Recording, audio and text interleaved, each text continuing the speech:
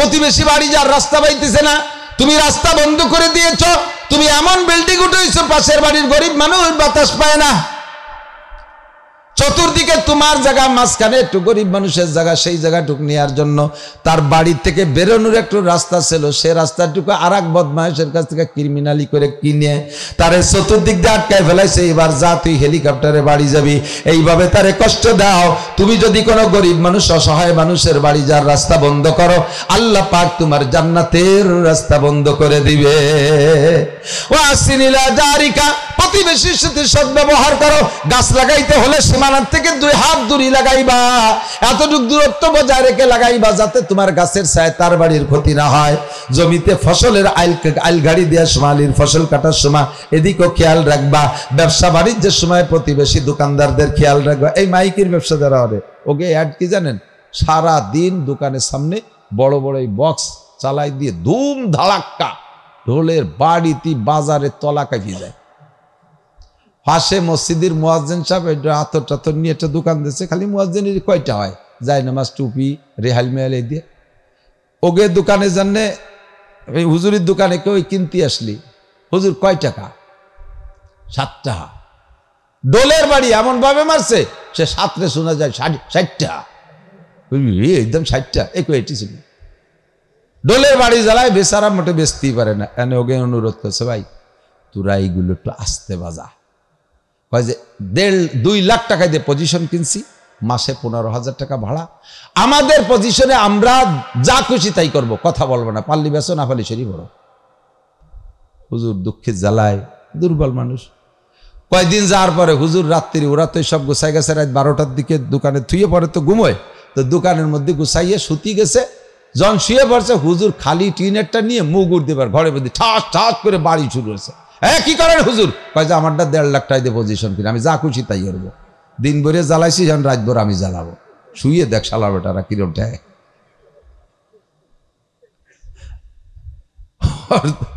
আহসিনিলা জারিকা, প্রতিবেশীর সাথে সদ্ব্যবহার করেন, খারাপ ব্যবহার করেন না। একটা মুরগি হাঁটে আসতেই পারে, তাই বলে কি ঠ্যাং স্যাং দিয়ে ভেঙে ফেলে দিতে হবে?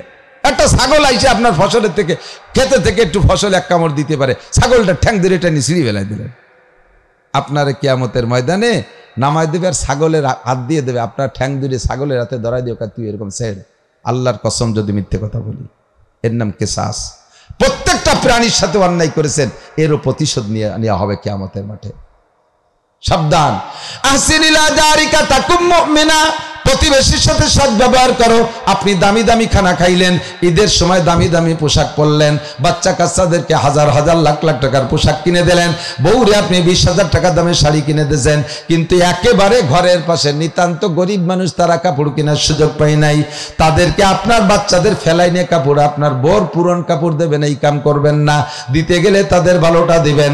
এজন্য নবী পাক বলেন, ওয়াহিব্বালিন নাসে 4 নম্বর হলো, যদি তুমি শ্রেষ্ঠ মুসলমান হইতে চাও, আহিব্বালিন নাসে মা তুহিব্বুলি নাফসিকা তাকুম মুসলিমা, প্রতিবেশীর সাথে সদ্ব্যবহার করে শ্রেষ্ঠ মুমিন হবা।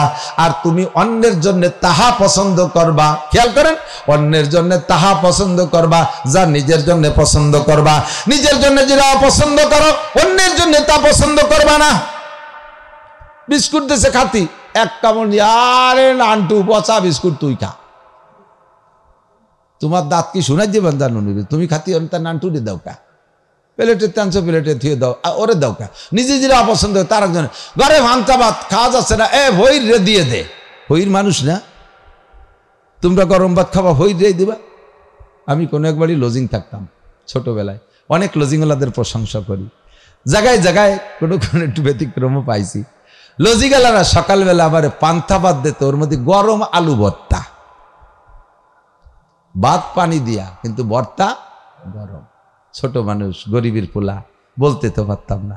ছুটে গেলি খাবো কোন জায়গায়, বুঝতাম যে উন্ডা গরম ভাত রান্না করে আলু ভর্তা দিয়ে ছেলে মেয়ে নিয়ে খাইছে, তার একটু ভর্তা আমার দিছে, আর আমার জন্য ফান্তা ভাত করে রেখে দিছে।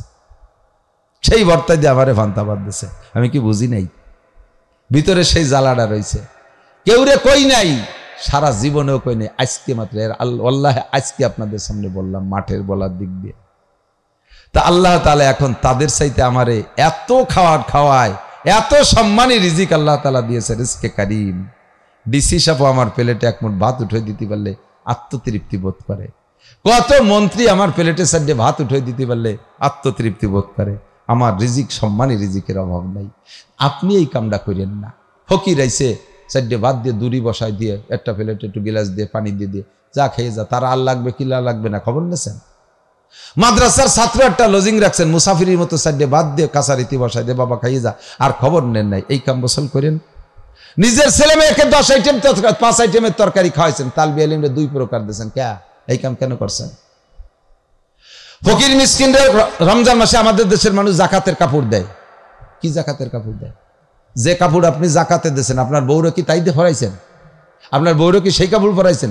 আপনার বউরে রমজানে যে কাপড় কিনে দিয়েছেন ঈদের জন্য, জাকাতের কাপড় সেই দামের কাপড় কিনে দিতে হবে। কত তো মেলা তো দেওয়া যায় না, আপনার মেলা দিতে কইছে কেনা? আপনি 50,000 টাকায় দিয়া 50,000 টাকায় দিয়া 1,50,000 টাকায় দিয়ে 100 খান না কিনে 50,000 টাকা দিয়ে 50 খান কিনে দেন, যাই দিয়ে সারা বছর সুন্দরভাবে পড়তে পারবে। আপনার বউরে যে কাপড় দিয়েছেন, গরিব মিসকিন বাড়ির কাজের মেয়েটারে নিজের মেয়ের ফেলাইনে পুরন কাপড় তারে ভর্তি দেন। কে সে মানুষ না?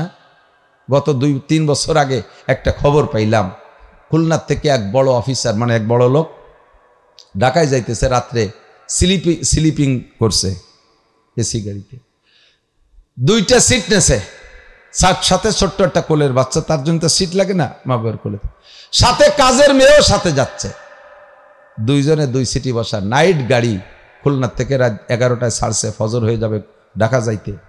কাজের মেয়েটা মাঝখানে দাঁড়ায় থাকতে হবে, আর ওই বাচ্চাটারে পাহারা দিতে হবে, তার জন্য এটা সিট হয়নি। 2600 টাকা করে 2টা সিট কাটছে, 2টা সিট নেছে কাজের মেয়ের জন্য, এটা সিটির টাকা হয়নি। ওনাদের কোলের মধ্যে বাচ্চা শোয়া, রাত্রে ঘুমের মধ্যে বাচ্চা স্লিপ করে পড়ে ক্যাক করে উঠছে, উঠেই সজাগ হয়ে মহিলা কাজের মেয়েটার চুল ধরে সেই বাসের মধ্যে মার শুরু হচ্ছে। তোরা কি জন্য দাঁড়ায় রাখছি, বাচ্চা পড়ে গেল। ফকিরনির বাচ্চা, ফকিরনির বাচ্চা। ওই মহিলা নিশ্চয়ই কোনো বাড়ি কাজের মেয়ে ছিল, ও ফকিরের বাচ্চা, সেখান থেকে এভাবে শাসিত হয়ে আসছে।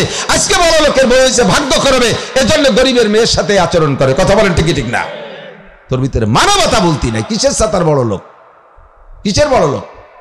বড় লোকরা অফিসাররা সব অফিসার ক্লাবের মধ্যে খাতি বসে, ড্রাইভারকে আলাদা জায়গা মুসাফির খানায় খাতি দেয়।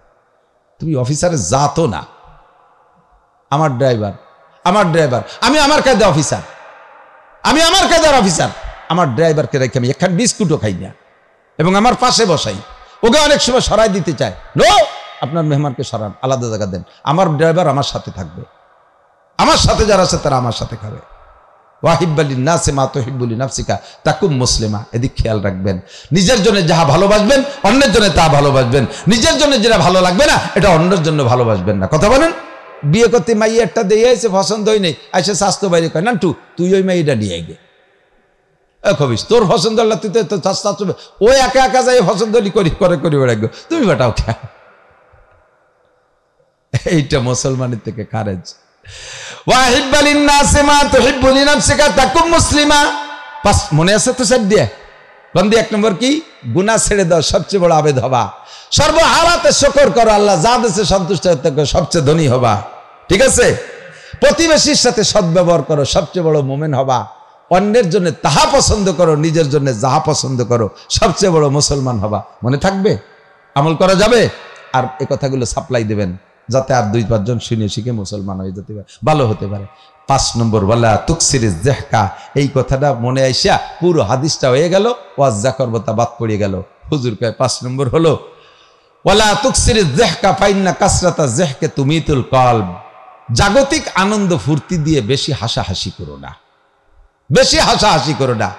কারণ ফাইন্না কাসরাতা জাহকে তুমিতুল কলব, বেশি হাসলে দিল মরে যায়, বেশি হাসলে দিল মরে যায়। আর দিল মরে গেলে কি হয়? कुरान सुनते मने चाहे ना, सुनते सुनते नुकमा है माफिले बिदअत को, कान बहरे हो गए दिल बदमजा होने को हाय, कान बहरे हो गए दिल बदमजा होने को हाय। शुरू से हमारे এই কথাটা, कुरान सुनते मने चाहे ना, दिल मरे গেছে, তিলাওয়াত শুনতে ভালো লাগে না, দিল মরে গেছে, নামাজ পড়তে ভালো লাগে না, দিল মরে গেছে, রোজা রাখতে ভালো লাগে না, দিল মরে গেছে, আরে জিকির করতে ভালো লাগে না, দিল মরে গেছে।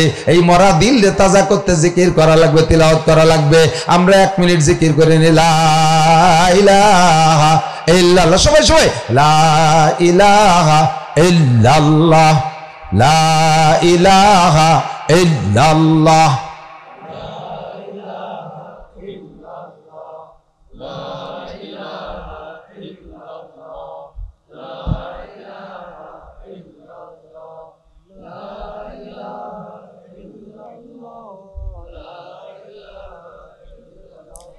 লা ইলাহা ইল্লাল্লাহু মুহাম্মাদুর রাসূলুল্লাহ। যদি বুঝতেন যে কি কামাই করলেন তাহলে এই জায়গাতে উঠতেন না, রাতভর জিকির করতেন। একবার যদি মোমেন কয় লা ইলাহা ইল্লাল্লাহ তামলাউ মা বাইনা সামাই ওয়াল আরদ, আসমান জমিনের মাঝখানে ফাঁকা জায়গা সব নেকিতে ভরপুর হয়ে যায়।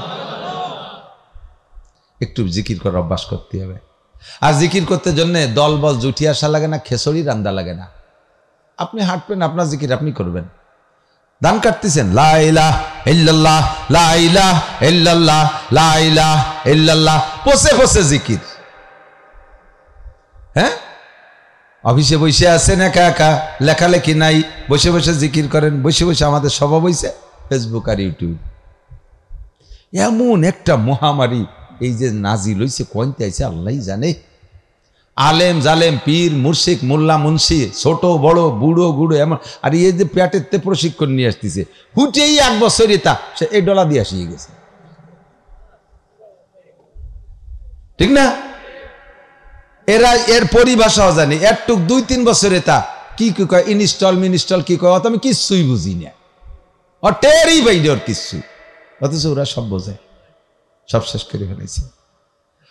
আলা বিযিকরিল্লাহি তাতমাইন্নুল কুলুব। যদি আপনার মনের মধ্যে খারাপ লাগে, অস্থির লাগে, আল্লাহর কসম ওযু বানাইয়া, আমার ভাই আল্লাহর কসম ওযু বানাইয়া যায় নামাজে বৈশা নিরিবিলি বৈশা কিছুক্ষণ জিকির করেন। আল্লাহু আল্লাহ আল্লাহু আল্লাহ আল্লাহু আল্লাহ আল্লাহু আল্লাহ আল্লাহু আল্লাহ। কিছুক্ষণ জিকির করেন, দেখবেন টেনশন কাইটা গেছে। शाखी गुल में क्या मजा है, बुलबुलू से पूछियो, जिक्रुल्लाह में क्या मजा है, जाकिरू से पूछियो। হে আমার যুবক বন্ধুরা, মদে যারা স্বাদ পেয়ে গেছো, তোমারে আমি জিকিরের স্বাদ বুঝাইতে দেরি হবে। আরে গান বাজনায় যারা স্বাদ পেয়ে গেছো, জিকিরের স্বাদ বুঝাইতে আমার দেরি হবে।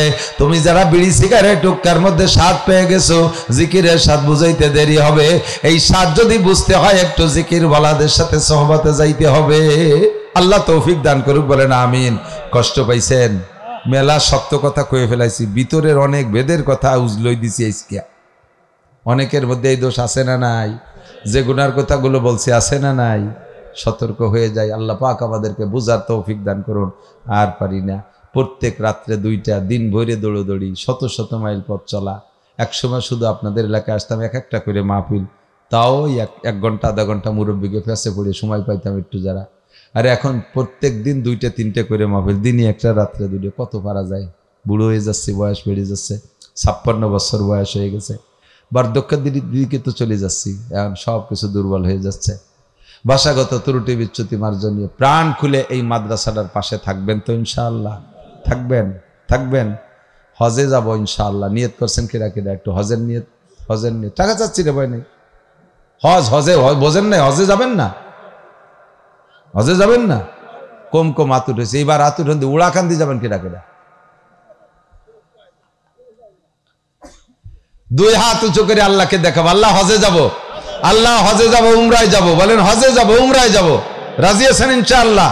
হজে যাব, উমরায় যাব, আল্লাহ কবুল করে, বলেন আমিন। আর জোরে আমিন। মাশাআল্লাহ, জাযাকুমুল্লাহ। কেন যাব না? আমাকে আর আছে কি? আমেরিকার থেকে হাজি আসছে, এসে বলতেছে হুজুর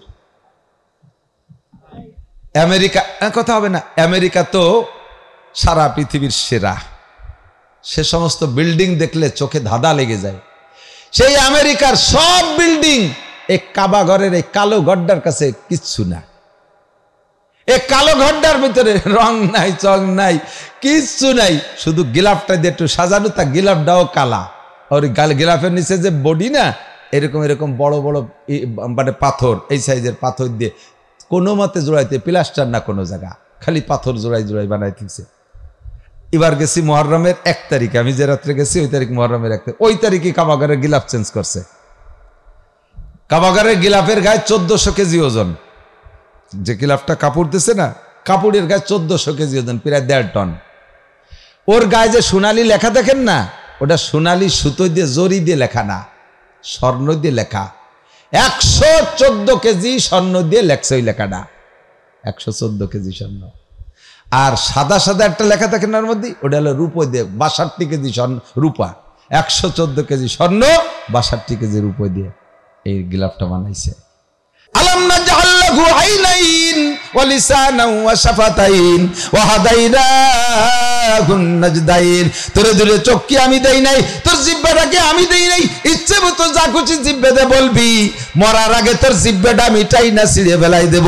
ও যুবক, অকথ্য ভাষায় গালাগালি করিস না। মুরব্বীরা আপনাদের হাতে ধরি পায়ে ধরি, ভাষা খারাপ করেন না। অকথ্য ভাষায় একটা গালি দিলে নেক আমল যদি আমল নামায় থাকে, 40 বছরের নেক আমল বাতিল হইয়া যায়। বউরে জাতা করে গালি দেয়, বউ কি আপনার বান্দি? তার একটা সম্মান আছে না, ইজ্জত আছে না? বড় বড় ছেলে মেয়েদের সামনে যখন এভাবে গালি দেয়, তারে অপমান করে, তখন মহিলা অনেক সময় সুসাইড করে, আত্মহত্যা করে বসে, যা এদের সামনে আর মুখই দেখাবো না, বুড়ো হয়ে গেলাম, এর সংসারে আজও সম্মান পাইলাম না। এত বড় বড় ছেলে মেয়েদের সামনে অপমানজনক গালি দেয়, অসহ্য হয়ে বুড়োকালে আত্মহত্যা করতে বাধ্য হয়। এই মহিলাটা আত্মহত্যা করে মরলে তার তো খাসিরাত দুনিয়া আখিরাত ইহকাল সব শেষ হয়ে গেল। আর কেমন যেন তুমি তারে হত্যা করেছো, এজন্য মানুষ হত্যা করার গুনায় তুমি বুড়ো কিয়ামতে ধরা খেয়ে যাবা। গীবাত করা হালাল না হারাম? জোরে বলেন। গীবাত বোঝেন? আমি একটা অন্যায় করছি, সত্যি করছি, এইটি আপনি জানেন, আর কেউ তেমন জানে না। আমাকে সমাজে খাটো করার জন্য 10 জায়গায় দিয়ে বলে বেড়ালেন, এর নাম গীবাত। বলবেন যে আমি তো বানাই কইনি, উনি তো করছে বলে কইতেছি। আল্লাহকে এই জন্যই তো গীবাত, আর উনি করে নাই তা যদি তার নামে বানায় কর, তার নাম তো মিথ্যা অপবাদ। এটা আরো জঘন্য। আমি আপনাদের এই ময়দানে সকলকে অনুমতি দিলাম, বরঞ্চ অনুরোধ করতেছি, খেয়াল করতেছেন আমার কথা? সকলকে অনুমতি দিলাম, বরঞ্চ অনুরোধ করি, আপনারা যদি আমি মাওলানা নাসিরের কোনো দোষ জানা থাকে, আপনারা একটু আমার আড়ালে একটু বলা বলি করবেন, পারবেন তো ইনশাআল্লাহ? আপনাকে অনুমতি দিছি তো একটু করিয়েন। কেন দিলাম অনুমতি? আমার কোন দোষ যদি আর একজনের কাছে বলেন, তাহলে আমার ওই দোষে যে গুনাহ হয়েছে এটা আপনার আমল নামায় চলে যাবে, আর ওই জায়গা থেকে কিছু নেকি এসে আমার শূন্য স্থান পূর্ণ হয়ে যাবে। তো 1000 খানিক মানুষ যদি আমার নামে কিছু বলা বলি করেন, জায়গায় বসে আমার ভালো একটা ইনকাম হয়ে গেল না? এই জন্য অনুমতি দিছি। আমারে ভালোবাসেন, এই স্তরের উপরে কত দূর থেকে আইসা গভীর রাত বসে রয়েছেন, নিশ্চয়ই আমাকে ভালোবাসেন, আমাকে মহব্বত করেন না? মহব্বত করেন না? আমি আপনাদের মহব্বত করি। এই মহব্বত যদি ঠিক থাকে, কিয়ামতে আমি যদি জান্নাতি হই আর আপনারা যদি আটকে যান, এই ভালোবাসার খাতিরে আমাকে সুপারিশ করার সুযোগ দেবে, আমি আপনাদেরকে সুপারিশ করে জান্নাতে নিতে পারবো। আবার আমি যদি আটকে যাই, এই মহব্বতের খাতিরে আপনি পার পেয়ে গেছেন, আপনি আমাকে সুপারিশ করে, আল্লাহ আমাকে হুজুরির ওয়াজ শুনতাম, আমাকে হুজুরের একটু ভেস্তে দিয়ে দাও, উনি কি আকাম করে যেন বেকায়দায় পড়িয়ে গেছে, উনি একটু মাফ করে দাও। আপনার সুপারিশে আমার আল্লাহ মাফ করে দিতে পারে। তো এই মহব্বতটা আমাদের ইমানি মহব্বত, কথা বলেন ঠিক না? আমার মহব্বতে আসছেন, আমার নামে একটু গীবত করতে রাজি না, কিন্তু এই গীবতটা রেগুলার করেন কার নামে জানেন? যে আপনার শত্রু, তার নামে গীবত করে এই নেকিটা তারে ডেলি জায়গায় বসে বসে দিয়ে দিচ্ছেন। উপকারটা করতেছেন আপনার শত্রুরে, যারা আপনি ভালোবাসেন না, তার এই দোষগুলো অন্য জায়গায় চর্চা করে গীবত করতেছেন, আপনার নাকি তারে দিয়ে দিচ্ছেন, তার গুনাহ আপনি নিয়ে নিচ্ছেন। আপনি যারা ভালোবাসেন তার গীবত করেন না, এই উপকারটা তারে করেন না, উপকারটা করতেছেন যে আপনার শত্রু তারে। কথা কি বুঝতে পারছি? পাশাপাশি আর একটা কথা মনে রাখেন, যদি কোনো মানুষ অ্যাক্সিডেন্টলি একটা অন্যায় করে ফেলাইছে, একটা গুনাহ করে ফেলাইছে, কেউ জানে না, আপনি জানেন, ওই লোকটারে সমাজে খাটো করার জন্যে ওই দোষটা যদি চর্চা করে বেড়ান, আর ওই গুনাহ করনেওয়ালা যদি তওবা করে আল্লাহর কাছ থেকে পাক হয়ে যেতে পারে, আপনি মনে রাখেন হাদিসের কথা, আপনি মনে রাখেন, মরার আগে আল্লাহ পাক আপনাকে ওই গুনাহ না করাইয়া ওর চাইতে বেশি অপমান না করে দুনিয়া থেকে নেবে না। রেডি হয়ে যান। কার নামে কি কইছেন? মরার আগে পাবেন আপনি। আপনার দিয়ে করাই ছাড়বে শয়তানে করাবে, আল্লাহ আপনাকে বাঁচাবে না। আল্লাহ হেফাজত করুক, বলেন আমিন। দাড়ি কাটা হালাল না হারাম? জোর হলো না? দাড়ি কাটা কি হারাম? কবেন না একটু? কি হারাম? হারাম কি হয়েছেন তো সবাই? আমি বেঁচে গেছি। দাড়ি কাটা হারাম, কেটেন না। টাকনুসে প্যান্ট পাজামা পরা, সেদিনকে দেখছে আহসানুল ফতোয়া, আমি আগে একদিন বয়ানটা করছি, কোন জায়গা যেন কয়জনের গায়ে লাগছে, তারা কয় কি যে এটা হতেই পারে না, কোনো হুজুরি কাছে শুনি নেই। এখন আমি তো দেখার সময় দেখছি, বয়ানের সময় এসে গেছে, বয়ান করে দিছে, আমার তা হাওলা মনে নাই। যখন উনি ব্যারিকেড দিচ্ছে যে হুজুর কোথায় আছে, আমি আর খুঁজে পাই না। এই মশালাটা খোঁজার জন্য পরে 8-10 খান বই কিনছি, কোনো তাই পাই না, বড় বিপদে পড়ে গেলাম। আল্লাহ তাবারক ওয়া তাআলা শাহী দরবারে শুকর আদায় করে নেই যে আল্লাহ পাক রব্বুল আলামিন এই বিশাল দুনিয়ার মধ্য থেকে আমাদের ছোট্ট একটা বাংলাদেশ, অল্প একটু জায়গাকে আমাদের জন্য স্বাধীন করে দিয়েছেন, যার স্বাধীনতার স্বাদ আমরা বিভিন্নভাবে উপভোগ করে থাকি। যে কোনো জায়গায় ইচ্ছা করলে মসজিদ বানাইতে পারি, মাদ্রাসা বানাইতে পারি, ঈদগাহ বানাইতে পারি, গোরস্থান বানাইতে পারি, ছোট বড় মাহফিল করতে পারি, বিশ্ব ইজতেমার মতো বড় মাহফিল করতে পারি, দাওয়াত ও তাবলীগের কাজ ওপেনে করতে পারি। এভাবে ধর্মীয় সব কাজগুলো করতে আমাদের পর্যাপ্ত স্বাধীনতা আল্লাহ তাআলা দিয়েছেন। তারই একটা অংশ হিসেবে এই মধুমতির চরের উপরে চরডাঙ্গা গ্রামে আল্লাহ তাআলা সুন্দর একটা মাদ্রাসা করার তৌফিক দিয়েছেন। তার সুবাদে আয়োজিত মাহফিলে আমাদেরকে এই অজাপড়া গাঁও চতুর্দিক দিয়ে যাতায়াত অনেক কষ্টকর, সব কিছু টপকাইয়া সন্ধ্যা থেকে এ পর্যন্ত হাজার হাজার মানুষকে বসে থাকার তৌফিক দিয়েছেন, শুকর আদায় করি আলহামদুলিল্লাহ। হেদায়েতের আশায় গুমরাহির ভয়ে, সওয়াবের আশায় গুনার ভয়ে, জান্নাতের আশায় জাহান্নামের ভয়ে, শিরিক ও কুফর মুক্ত ঈমান গড়ার লক্ষ্যে বেদাত মুক্ত সুন্নতি আমলের প্রশিক্ষণ দেওয়ার জন্য কোরআন সুন্নাহকে সামনে রেখে উলামায়ে কেরাম আমাদেরকে নসিহত করেন। নসিহত করার ব্যাপারে আল্লাহ পাকের পক্ষ থেকে আমরা আদিষ্ঠিত। আল্লাহ পাক বলেন ওয়াদাক্কির, উলামায়ে কেরাম মাদ্রাসায় পড়াও তোমরা। সর্বকালেই জেনারেল প্রতিষ্ঠানের চেয়ে মাদ্রাসায় ধর্মীয় প্রতিষ্ঠানের ছাত্র সংখ্যা কম। সারা দেশ থেকে 2-1 জন করে ছাত্র এসে সামান্য কিছু ছাত্র তোমরা মাদ্রাসায় পাও, তাদেরকে কারি বানাও, হাফেজ বানাও, মৌলানা বানাও, তার সংখ্যা খুবই কম। যে সংখ্যা পরিমাণ ছাত্র মাদ্রাসায় আসে তার চাইতে 1000 গুণ বেশি তারা জীবনেও মাদ্রাসা আসে নাই, কোনোদিন আসবেও না। এ মানুষগুলোরও ঈমানের দরকার, তাদেরও পরিষ্কার পরিচ্ছন্ন একটা ঈমান নিয়ে আখিরাতের দিকে রওনা দিতে হবে। সব উলামায়ে কেরাম যদি মসজিদ মাদ্রাসা নিয়ে বসে থাকো, সাধারণ পাবলিক হিদায়তি কথা শুনবে কার কাছে? এজন্য আল্লাহ পাক বলেন ওয়াদাক্কির, মাঠে যে বয়ান করো, উম্মতকে কথা শোনাও। লাভ কি? ফাইন্না যিকরা তানফাউল মুমিনিন, নসিহত করলে, আলোচনা করলে মোমেনের ঈমান বাড়ে। নবী আলাইহিস সালাম বলেন আল ঈমানু ইয়াজিদু ওয়া ইয়ানকুসু, ঈমান বাড়ে ও কমে, ঈমান বাড়ে ও কমে। শুনতেছেন তো সবাই? ঈমান বাড়ে ও কমে।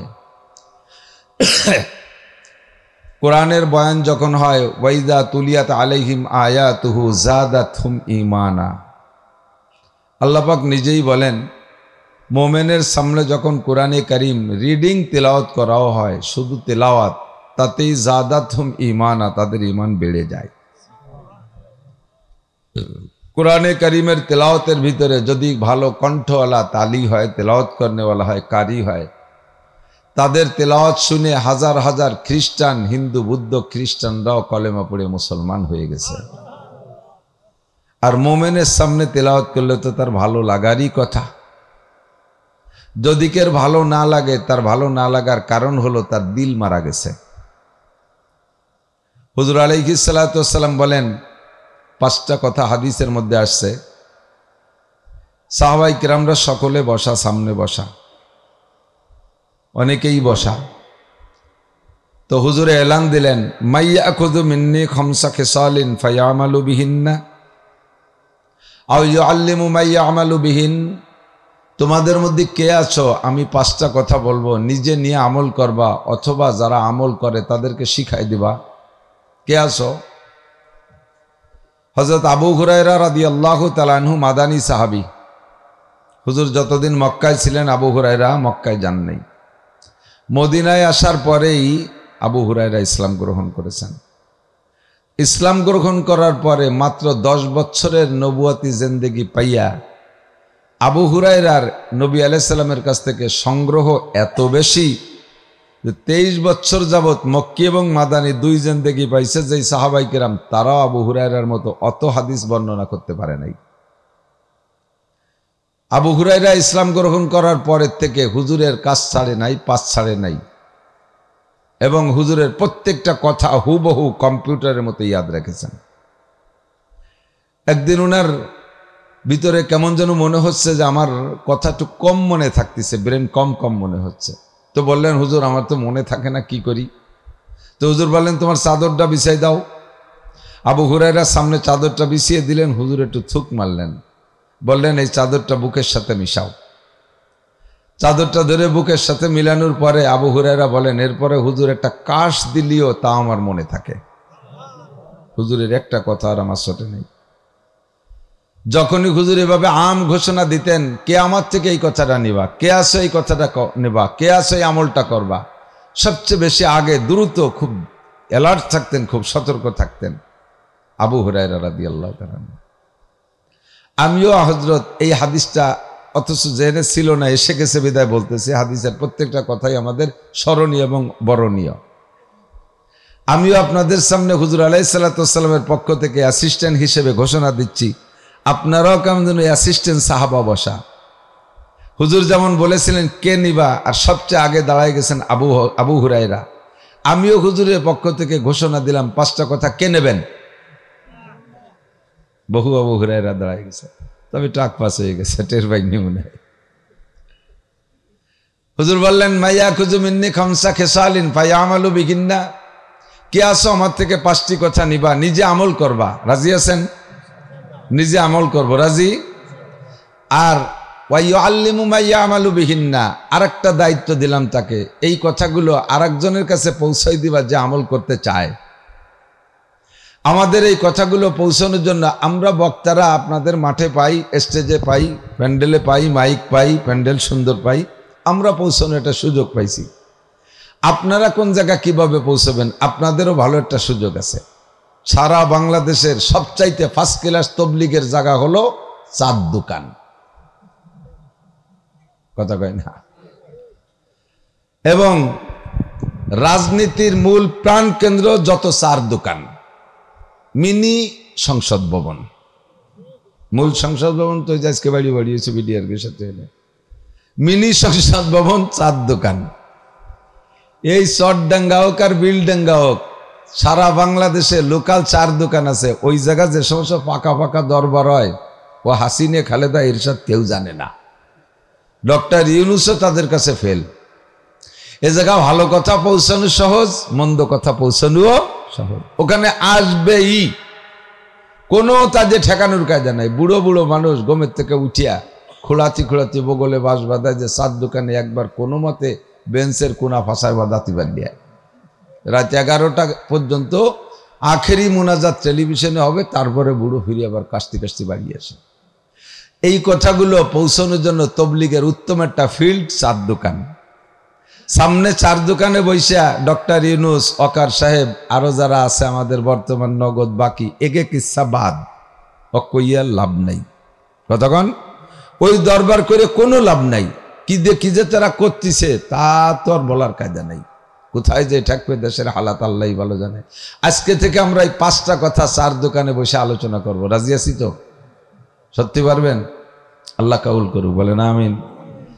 তো আবু হুরায়রা বললেন, ফাকামা আবু হুরায়রা, আনা ইয়া রাসূলুল্লাহ। আবু হুরায়রা দাঁড়িয়ে গেলেন, জি হুজুর আমি নেব। তো আবু হুরায়রা বললেন, আমি বলার সাথে সাথে ফাখাযা বিয়াদি, হুজুর আমার হাত ধরলেন, একটা হাত ধরলেন। ফাআদ্দাহুন্না ফিহা, 5টা কথা তো এক হাতের মধ্যে কয়টা আঙ্গুল? 5টা আঙ্গুল। এই 5টা আঙ্গুলের মধ্যে 5টা কথা একটা একটা করে ধরে ধরে হুজুর মিশিয়ে দিলেন।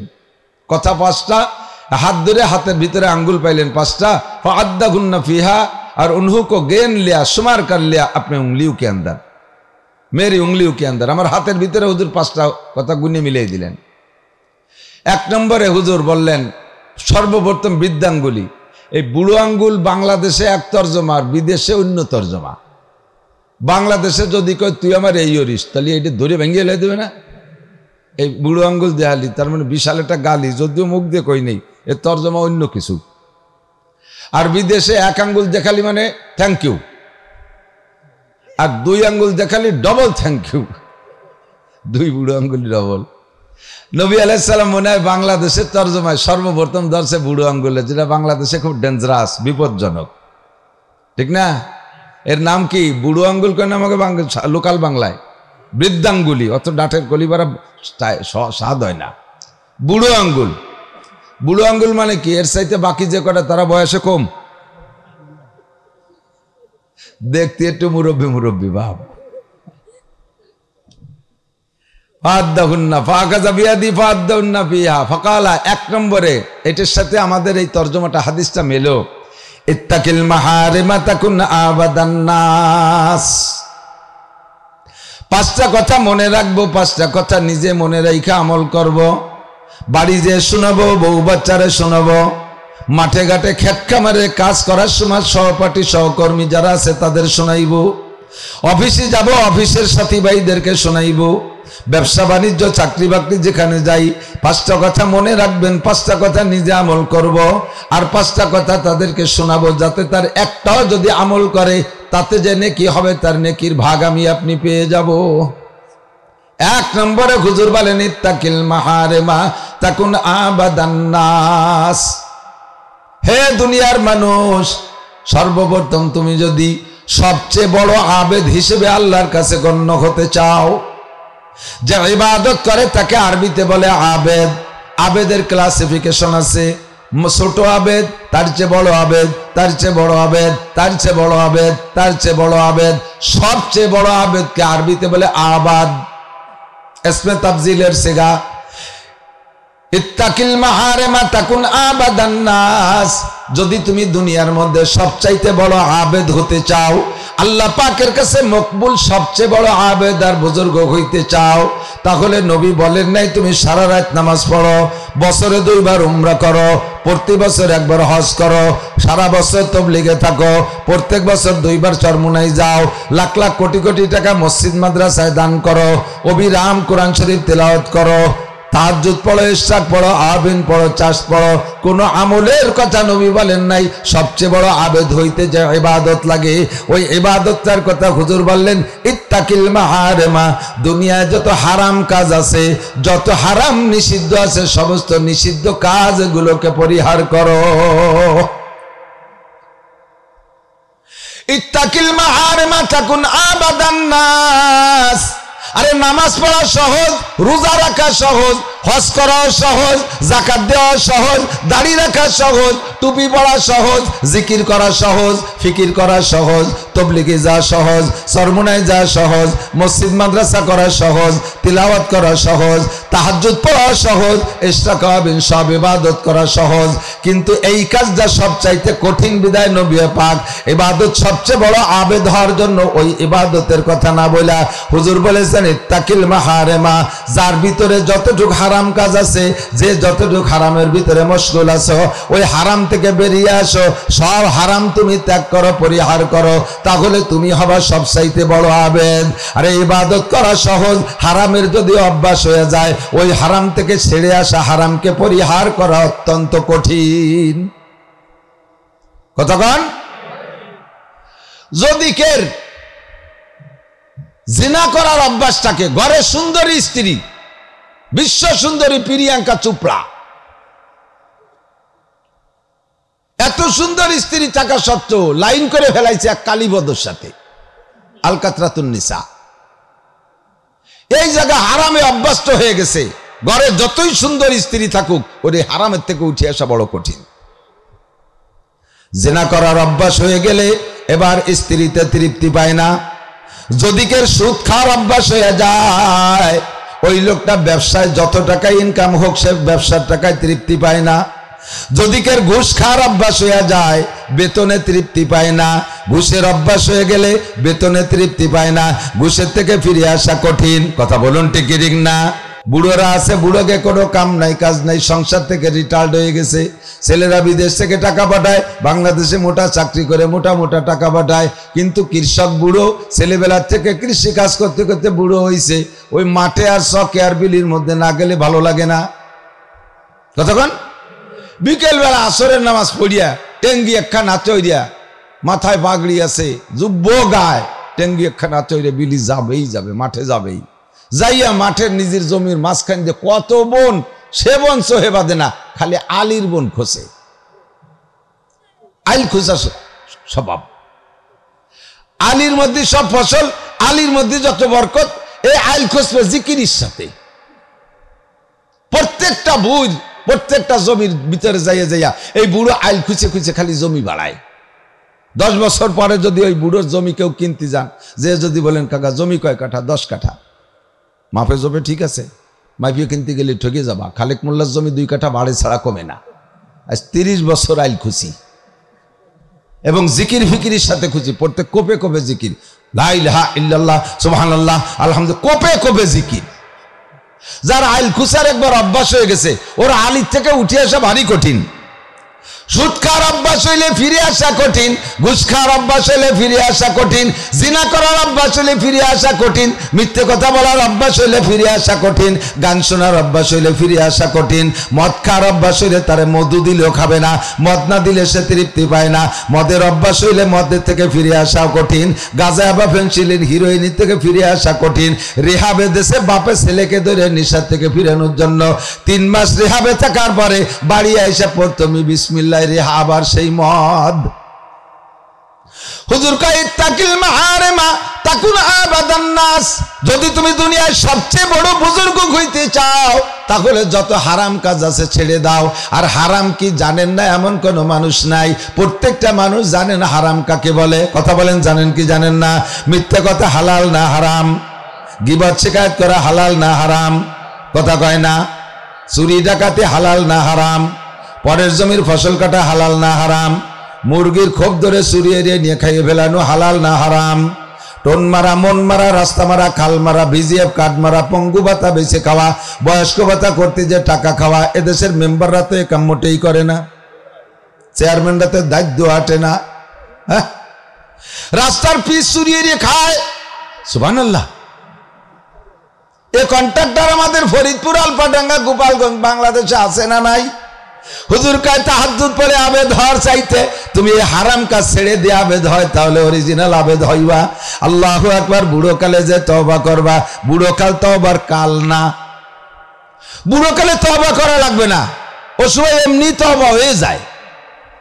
ঠ্যাং একখান কবরে চলে গেছে, চাকা পাংচার হয়ে গেছে। যৌবনকালে দিনের বেলা তারা দেখতো, দিনের বেলা আকাশে তারা, রাতের বেলাও চান্স হয়ে দেয় না, বুড়ো হয়ে গেছে। এই চরের উপর দিয়ে কত একটারে বসেছে হাসতি নি, কিন্তু যত খুদকুড়ো কাটাই ওয়াজে সামনে বছর ওরা বোঝেও না কিছু, একটু ভঙ্গি সঙ্গি হাসে, হাসলি কিন্তু দাঁত ফেলা দেবে দেশকে। এই চরের উপর দিয়ে কত কাজে ডাঙ্গায় চর দখল বেড়াইছে, এখন জায়গায় বসে গেছে। আল্লাহু আকবার। এই জন্য বুড়ো কাল তওবার কাল না। 90 বছরে বুড়ো, ছেলের শুরু হয়ে গেছে, এই সময় যদি আস্তাগফিরুল্লাহ আমি জিনা করবো না, क्या करबो ना, डायबिटीज 28, এখন ডায়াবেটিস 28, 28 আর 90 বছরে বুড়ো, ছেলের শুরু হয়ে গেছে বলে তওবা করো। তওবার একটা বয়স আছে, গুনাহ করার এনার্জি থাকতে, গুনাহ করার সুযোগ থাকতে সেই সময় যদি তওবা করে তার নাম তওবা। মেম্বার সব 5 বছর ওয়াজ চালাইছে, তার মধ্যে তওবা নাই। এই বছর নির্বাচনে 6 ভোটে ফেল করছে, আস্তাগফিরুল্লাহ আর কোনোদিন টনমন মারি খাবো না। কে খাবো না? কয় পাস করতে পারিনি, মেম্বার হতে পারিনি, তো খাবো কি? তোমার এই সময় তওবা না। আমি মাওলানা নাসির যদি বলি আস্তাগফিরুল্লাহ আমি আর কোনোদিন ঘুষ খাবো না, কেন খাবেন না? আমি তো পুলিশে চাকরি করি না। কোন পুলিশ যদি চাকরি থেকে রিটায়ার্ডের পরে তওবা করে, এ তওবা কতটুকু কবুল হবে আল্লাহই ভালো জানে। তওবা করার সময় ছিল যে সময় সে চাকরিতে সার্ভিসম্যান ছিল, ওই সময় রাস্তায় দাঁড়াইয়া পিসাব 700 ট্রাক লাগের সাথে মুসাফা করে পকেটের মধ্যে ঢুইছে। ট্রাকের সাথে মুসাফাতি দেন না, পিসাবরা মুরিদদের সাথে মুসাফিরে পকেটে তো, আর রাস্তায় দাঁড়ায় ট্রাকের সাথে মুসাফিরে পকেটে তো। তুমি ওই রানিং অবস্থায় যদি তওবা করো তাহলে সেই তওবার নাম তওবা, তাহলে তুমি সবচেয়ে বড় আবেদ, তাহলে তুমি সবচেয়ে বড় আবেদ। দরজওয়ানি তওবা করদান শিবায়ে পয়গম্বরিস ওয়াক্তে পীরি গরগে জালেম মিশাওয়াত পরহেজগার। যৌবনকালে ইবাদত করা নবীওয়ালা স্বভাব, বৃদ্ধ হয়ে গেলে রয়্যাল বেঙ্গল টাইগার ও পিসাবের কাছে মুরিদ হয়ে যায়। আগে লাভ দিলে সামনের দিকে 22 হাত যাইতো, এখন লাভ দিতে গেলে যে কুদি মারে পিছনের দিক 3 হাত পিছনে চলে যায়, সেটুকু উঠতে পারে না, বসে বসে আস্তাগফিরুল্লাহ সুবহানাল্লাহ পড়ে। আরে এই তওবার কোনো ভ্যালু নাই, তওবা হবে যৌবনকালে তওবা। আমার প্রাণ প্রিয় বন্ধু যুবকরা, ফরিদপুর আলপাডাঙ্গার যুবকরা, অন্তর থেকে রেডি হয়ে যাও। তোমরা যদি এই যৌবনকালে তওবা কইরা গুনার কাছ থেকে ফিরে আসো, নবী পাক বলেন আরশে আজিমের নিচে 7 গুণের মানুষের যে জায়গা পাবে, আমি তাদেরকে নিজে হাতে কোলে কইরা নিয়া কোলের মধ্যে বসাইয়া প্রত্যেকের মুখে আমার হাত দিয়ে হাউজে কাউসার পান করাইয়া আরশে আজিমের নিচে বসাই দিয়ে আল্লাহ পাককে বলবো, আল্লাহ হাউলাই আজিয়া ফিল মুকাররাম, এই যে আমার সেই ভিআইপি পারসন মেহমান, আল্লাহ তুমি তোমার ওয়াদা পূরণ করো, তোমাদেরকে আরশে আজিমের নিচে বসাইয়া আল্লাহ পাক তার কুদরতি হাতে দিয়া হাত দিয়ে তোমার মুখে 500 বছর গালে উঠাইয়া খানা খাওয়াবে। যৌবনকালে একটু তওবা করো। ইত্তাকিল মাহারিমা তাকুন আবাদান নাস। বেপরদা করা হালাল না হারাম? জোর হলো না? সবাই বলবে এবার নির্বাচনে মিছিল দেওয়া লাগবে না, এমনি ভোটটা তাই দিতে পারে না, না পারেন তা জানি। আর যদি দ্বিতীয়বারের মিছিল লাগবে না, যদি হুজুররা যেভাবে কইতেছে পিয়ার বানাতে পারে, তাহলেই তো আরো সহজ হয়ে গেল। মিছিলটুকু একটু ওয়াজের মাঠে দেই। বেপরদা করা হালাল না হারাম? বেপরদা তো এলাকায় নাই। বেপরদার লাস্ট ফিনিশিং কোন জায়গা তা তো সকলেরই জানা আছে। বেপরদা ফিনিশ হয় কোথায় যাইয়া? আল্লাহ আল্লাহ আল্লাহ আল্লাহ আস্তাগফিরুল্লাহ। এই জন্য আমি সরকারকে পরামর্শ দিছি, যে সরকারি ক্ষমতায় আসুক, রানিং সরকারকে বলছি, আগের কয় সরকার চলে গেছে, অস্ত আর কম বয়স ধরে করি না। আর এই এলাকায় দিয়েই শুরু হচ্ছে, চরডাঙ্গা, আলফাডাঙ্গা, কামারগ্রাম, গোপালপুর, পানাইল টানাইল এই দিয়েই শুরু হচ্ছে। বাইসাইকেলে আসতাম, পায়ে হেঁটে আসতাম, এইভাবে যে শুরু হচ্ছে। 33 বছর হয়ে গেছে। কয় সরকারের মধ্যে গেছে। সব সরকারকে বলছি, যদি আসমান থেকে রহমত আর জমিন থেকে বরকত জাতিকে আপনারা দেখাইতে চান, দরজা খুলে শুয়ে থাকবে, ঘরের ভিতরে দরজা খুলে শুয়ে থাকবে, লাখ টাকা কোটি টাকা ঘরে থাকবে, বস্তা ভরে মোটর সাইকেলের পিছনে টাকা নিয়ে ফাঁকা ডাঙ্গায় দিয়ে 30 কিলোমিটার সাইকেল চলে যাবে, রাসালায় চলে যাবে রাত্রে, কেউ রাস্তায় দাঁড়াইয়ে আপনাকে সালাম ছাড়া গালি দেবে না। এইরকম পরিবেশ শান্তি যদি আনতে চান বাংলাদেশে, স্লোগান দিয়ে, আর্মি দিয়ে, র্যাব দিয়ে, পুলিশ দিয়ে, বিডিআর দিয়ে, বাহিনী দিয়ে, আপনার এই পচা নোংরা রাজনীতি দিয়ে দেশের ভিতরে এই শান্তি আনতে পারবেন না। শান্তি আনতে হলে কোরআন সুন্নাহকে সামনে রেখে আমাদের এই সিদ্ধান্তগুলো মানতে হবে। আল্লাহ পাক বলেন, ফালিয়াবুদু রাব্বা হাযাল বাইত আল্লাযী আতামাহুম মিন জু ওয়া আমানাহুম মিন খাউফ।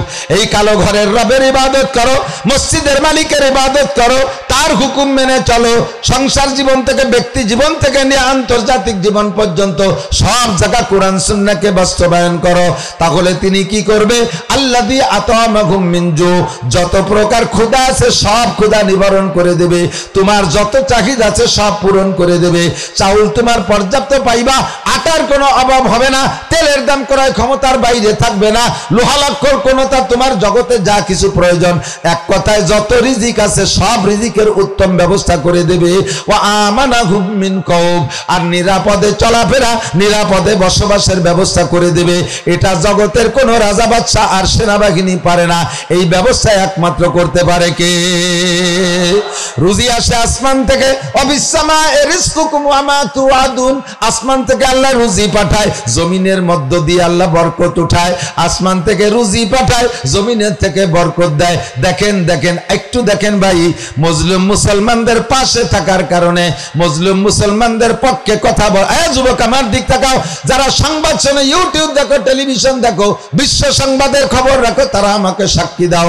আল্লাহু আকবার। সারা পৃথিবীর সমস্ত মুসলিম কান্ট্রির ভিতরে একেবারে ওপেনলি সরাসরি মুসলিম মুসলমানদের পক্ষে সমর্থন দেখাইছে একমাত্র তুরস্ক।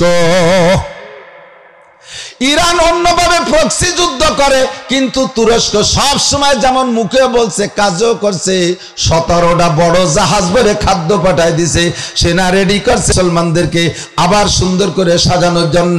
এতটুক সমর্থন করার কারণে সদ্য মাত্র 2-3 দিনের ভিতরে এমন খনি আল্লাহ তাআলা তাদেরকে দিয়েছে, যেই খনিজ সম্পদ সারা পৃথিবীর ভিতরে 62% ছিল চীনের, 12% আছে মাত্র আমেরিকার।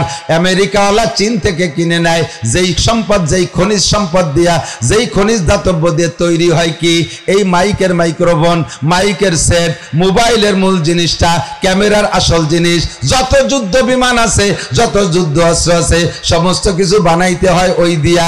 এবার চীনের পরে সেকেন্ড কারখানা, সেকেন্ড কি বলা হয় খনি, আল্লাহ তাআলা তুরস্করে দান করেছে। আল্লাহ কয় তুমি আমার হয়ে যাও, আমি তোমার হয়ে যাব, আসমান থেকে রিজিক, জমিন থেকে বরকত উগরাইয়া দেব। সব সরকারের আগে কইছি, আমাকে মতো কাঠমৌলবীর কথা শোনে কাজ সাতায় হুজুর তো কবেই এই কে বেশকি মাইনে জায়গায় বসে রয়েছে। শেষ ফিনিশিং কি হবে এই কথা না শুনলি তাও তো কপালে হলো, এ দলের হলো, ও দলের হলো, সে দলের না হলো, কোন দলের না শোনার কারণে সব দলের কপালে কিছু না কিছু হয়ে গেছে। কতক্ষণ যদি সামনে যারা আসো, ভবিষ্যতে যারা আসবা, রানিগে যারা আসো, তারাও যদি সুখে শান্তিতে দেশের মানুষকে রাখার সিদ্ধান্ত নিয়ে থাকো, শান্তি যদি অর্জন করে আনিয়ে দিতে চাও, তাহলে 3-4টে পরামর্শ জাতীয় সংসদ থেকে কত নীতি করো, এ সনদ সে সনদ, কত সনদের জন্য আমরা লাভ আছি, আর তোমরাও দেওয়ার জন্য রেডি। মাত্র 4টি সনদ পাশ করো। 1 নম্বরে আপামর জনতা, সাবালেগ নারী আর পুরুষ বাংলাদেশে চাকরি করুক, ব্যবসা করুক, আর স্কুল কলেজ ইউনিভার্সিটিতে পড়ুক, সাবালেগ নারী আর পুরুষ মুসলমান যারা আছে সকলকে বাধ্যতামূলক নামাজি বানাইতে হবে। সবাই যদি নিয়মিত নামাজি হয়ে যায়, আল্লাহ আসমান থেকে রহমত নাজিল করতে বাধ্য, আল্লাহ নিজের পর ওয়াজিব করে নেয়। লাফাতাহনা আলাই, আমি বলি না, আল্লাহ নিজেই বলে রাখছে কোরআন শরীফে, খুঁজলেই পাবেন। লাফাতাহনা আলাইহিম বারাকাতিম মিনাস সামাই ওয়াল আরদ, আসমান থেকে রহমত, জমিন থেকে বরকত, ব্যক্তি জীবন থেকে নিয়ে আন্তর্জাতিক জীবন, সব জায়গায় মান সম্মান, রুজি রেজেকে ইজ্জতে সম্মানে ভরপুর থাকবা। ঘরের দরজা খুলে দিয়ে শুয়ে থাকবা, ঘরে কোটি টাকা থাকবে, রাতের বেলা তোমার কোনো দুলোভাই এসে শালা করে ডাক দেবে না। কতক্ষণ বিশ্বাস হয়? নড়াচড়া একটু কম মনে আসছে। সংসদে যদি আমাদের সাংবিধানিকভাবে নামাজের বিল পাশ করে আমাদের সকলের থেকে নামাজটা আদায় করে নেয়, এতে কি আপনারা কষ্ট পাবেন? পক্ষে কারা? যদি আপনি নামাজ নাও পড়েন হাতটা উঠুন, আপনার এই সমর্থনে আপনারই লাভ আছে। সংসদে পাস যদি নাও হয়, আমরা ভোট দিয়েছি নামাজের পক্ষে, সারা বাংলাদেশের 18 কোটি মানুষের 16 কোটি মুসলমান যদি নামাজি হয়ে যায়, আমরা এই জায়গায় বসে তার নেকি পাবো।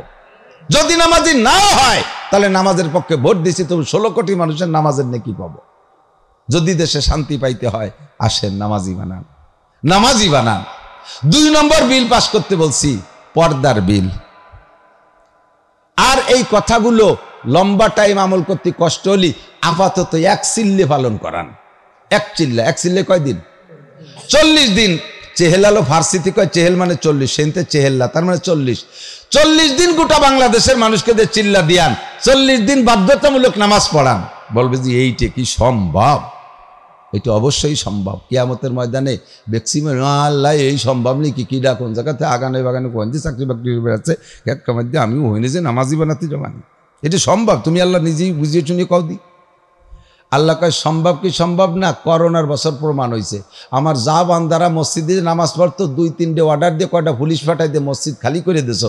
যারা মসজিদ খালি করতে পারো তারা মসজিদ ভর্তিও পারো। কথা কন না কেন? মসজিদ খালি না করে দিলি, ভরে দিলি না কে? খালি করার সময় তুমি লাফাতি লাফাতি চলে আসো, দাদা বাবুরা শিয়ে দিয়েছে, গঠদাররা বলে দিয়েছে মসজিদে গেলে করোনা হবে। সেই হুকুম পালন করলে আর এই নামাজ পড়লে সব মানুষের রিজিকের অভাব চলে যাবে, সমস্ত মানুষ সুখে থাকবে। যেই সুখের জন্য, যেই শান্তির জন্য স্লোগান দাও, শান্তি যদি পাইতে চাও বোতল ভাইকে ভোট দাও, বোতল ভাই যেখানে শান্তি আছে সেখানে স্লোগান দিয়ে বেড়াচ্ছ, কোনোদিনও শান্তি পাচ্ছ না। শান্তি পাইতে হলে নামাজ লাগবে, সেই জায়গা স্লোগানটা দেও না কা, সেই কথাটা পাশ করতে অসুবিধা কি? কতক্ষণ? আর নামাজ মসজিদ থেকে বের করতে যত কষ্ট হয়েছে, মসজিদে ঢুকতে অত কষ্ট ওরা লাগবে না। সারা বাংলাদেশের এই যুবক যে কটা নামাজ না পড়ে ওই যে গেম খেলিয়ে বেড়ায় আর গুটি চালায় বেড়ায়, গাঁজা খেয়ে বেড়ায়, ওর একটাও বেনামাজি থাকবে না। মাত্র গোটা 5-7 যুবকরে নামাজের কারণে ফাঁসাই তুলে 3-3টে বাড়ি দিয়ে ফেসবুকে ছাড়িয়ে দেবে যে পুলিশ নামছে বেনামাজিকে বাড়িনোর জন্য। দেখবেন যে একটাও আজান হলে আর বাইরে থাকবে না। এগের সাথে ওই দাড়িওয়ালা হিন্দুরাও মসজিদে ঢুয়ে যাবে যে পুলিশই দাড়ি দিয়ে দিয়ে বাড়ি হচ্ছে।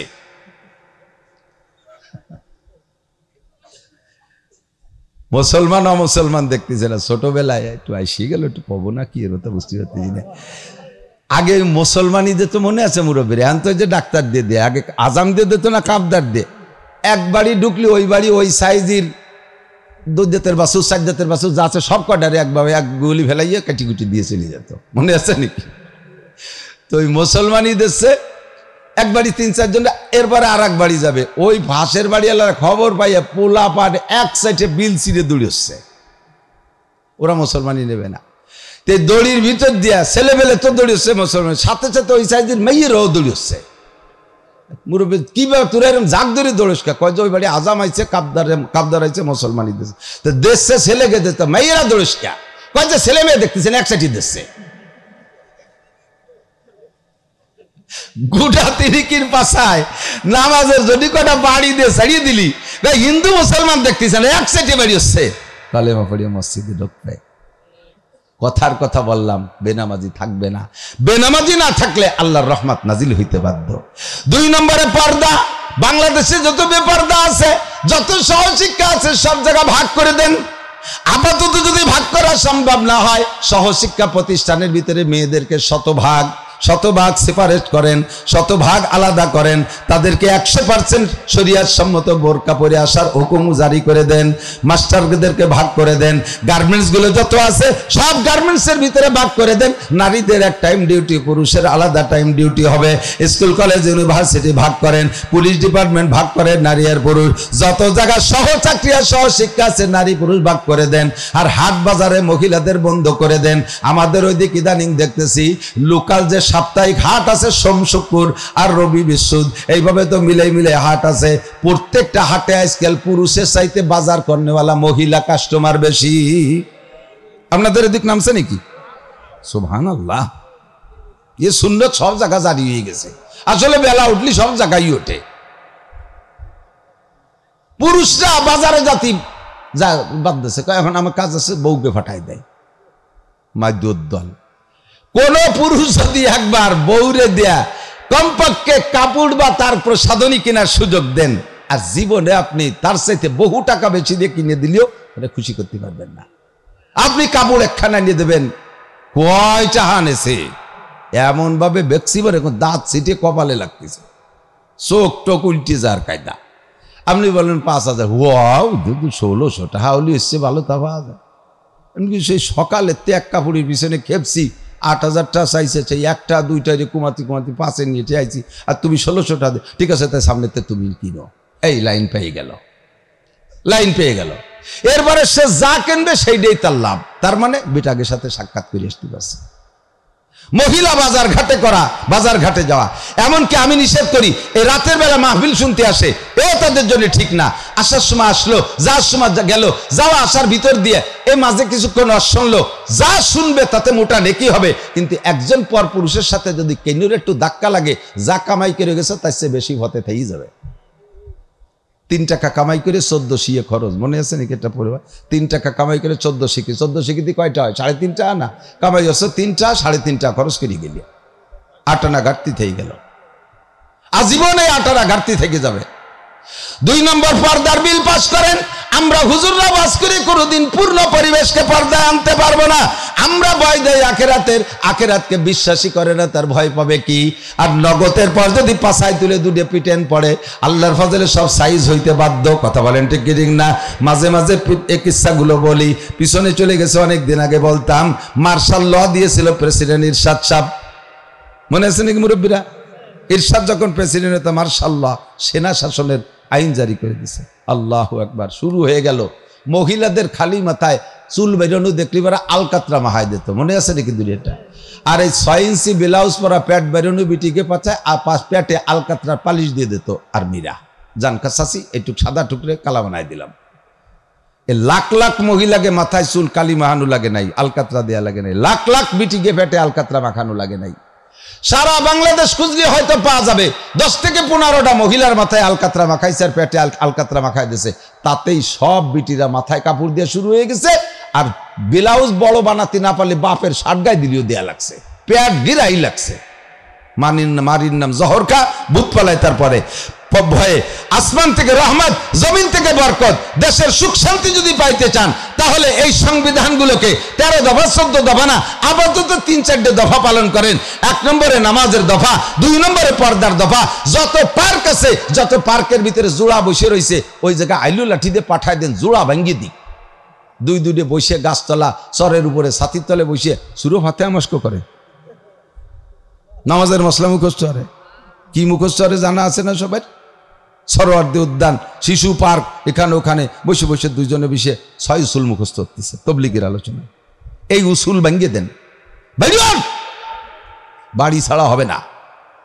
পিঠে মাঠ খালি করেন, চলে যান কক্সবাজার কুয়াকাটা চরের উপর দিয়ে আকাম করতেছে বৈশা বৈশা বিভিন্ন পার্কের ভিতরে, এগুলোকে পিঠে খালি করে দেন। পর্দার বিল পাস করেন, মাত্র 40টা দিন আল্লাহকে ট্রাই করেন। 2 নম্বর, 3 নম্বরে আমার দিক তাকান।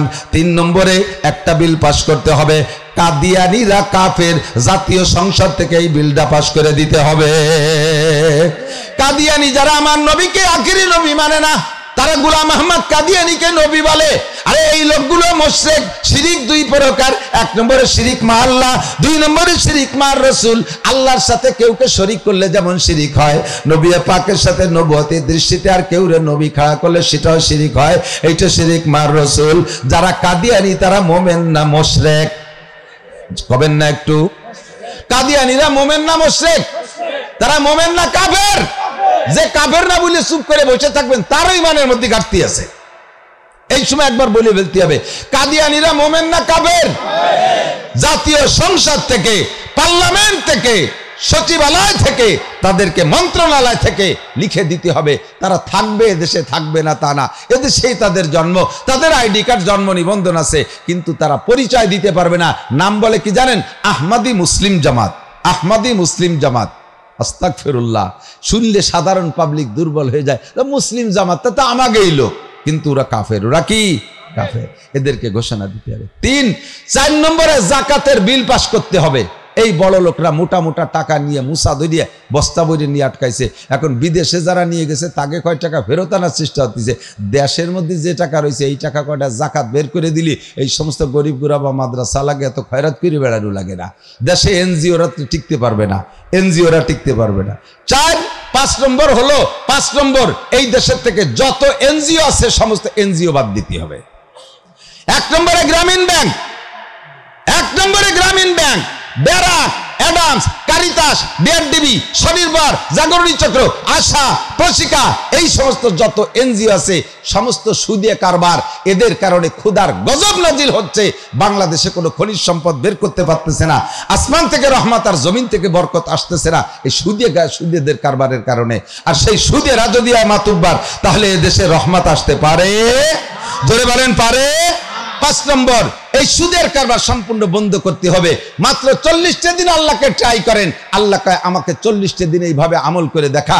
যদি 40 দিনের মাথায় 41তম দিনের ভিতরে আসমান থেকে রহমত আর জমিন থেকে বরকত না পাস, শান্তির আবহাওয়া যদি না বয়, তাহলে আমি কোরআন শরীফের বয়ান জমিনের থেকে উঠাই নিয়ে যাব, আর কোরআনের বয়ান থাকবে না। যেহেতু আমার আল্লাহ পাক চ্যালেঞ্জ করে বলেছেন, কাজে আল্লাহ ফেল করা যাবে না। কথা বলুন ঠিক কি ঠিক না? আল্লাহ পাক আমাদের এসব কথার পর আমল করা তৌফিক দান করুন। ইত্তাকিল মাহারিমা, মনে আছে? সুদ হালাল না হারাম?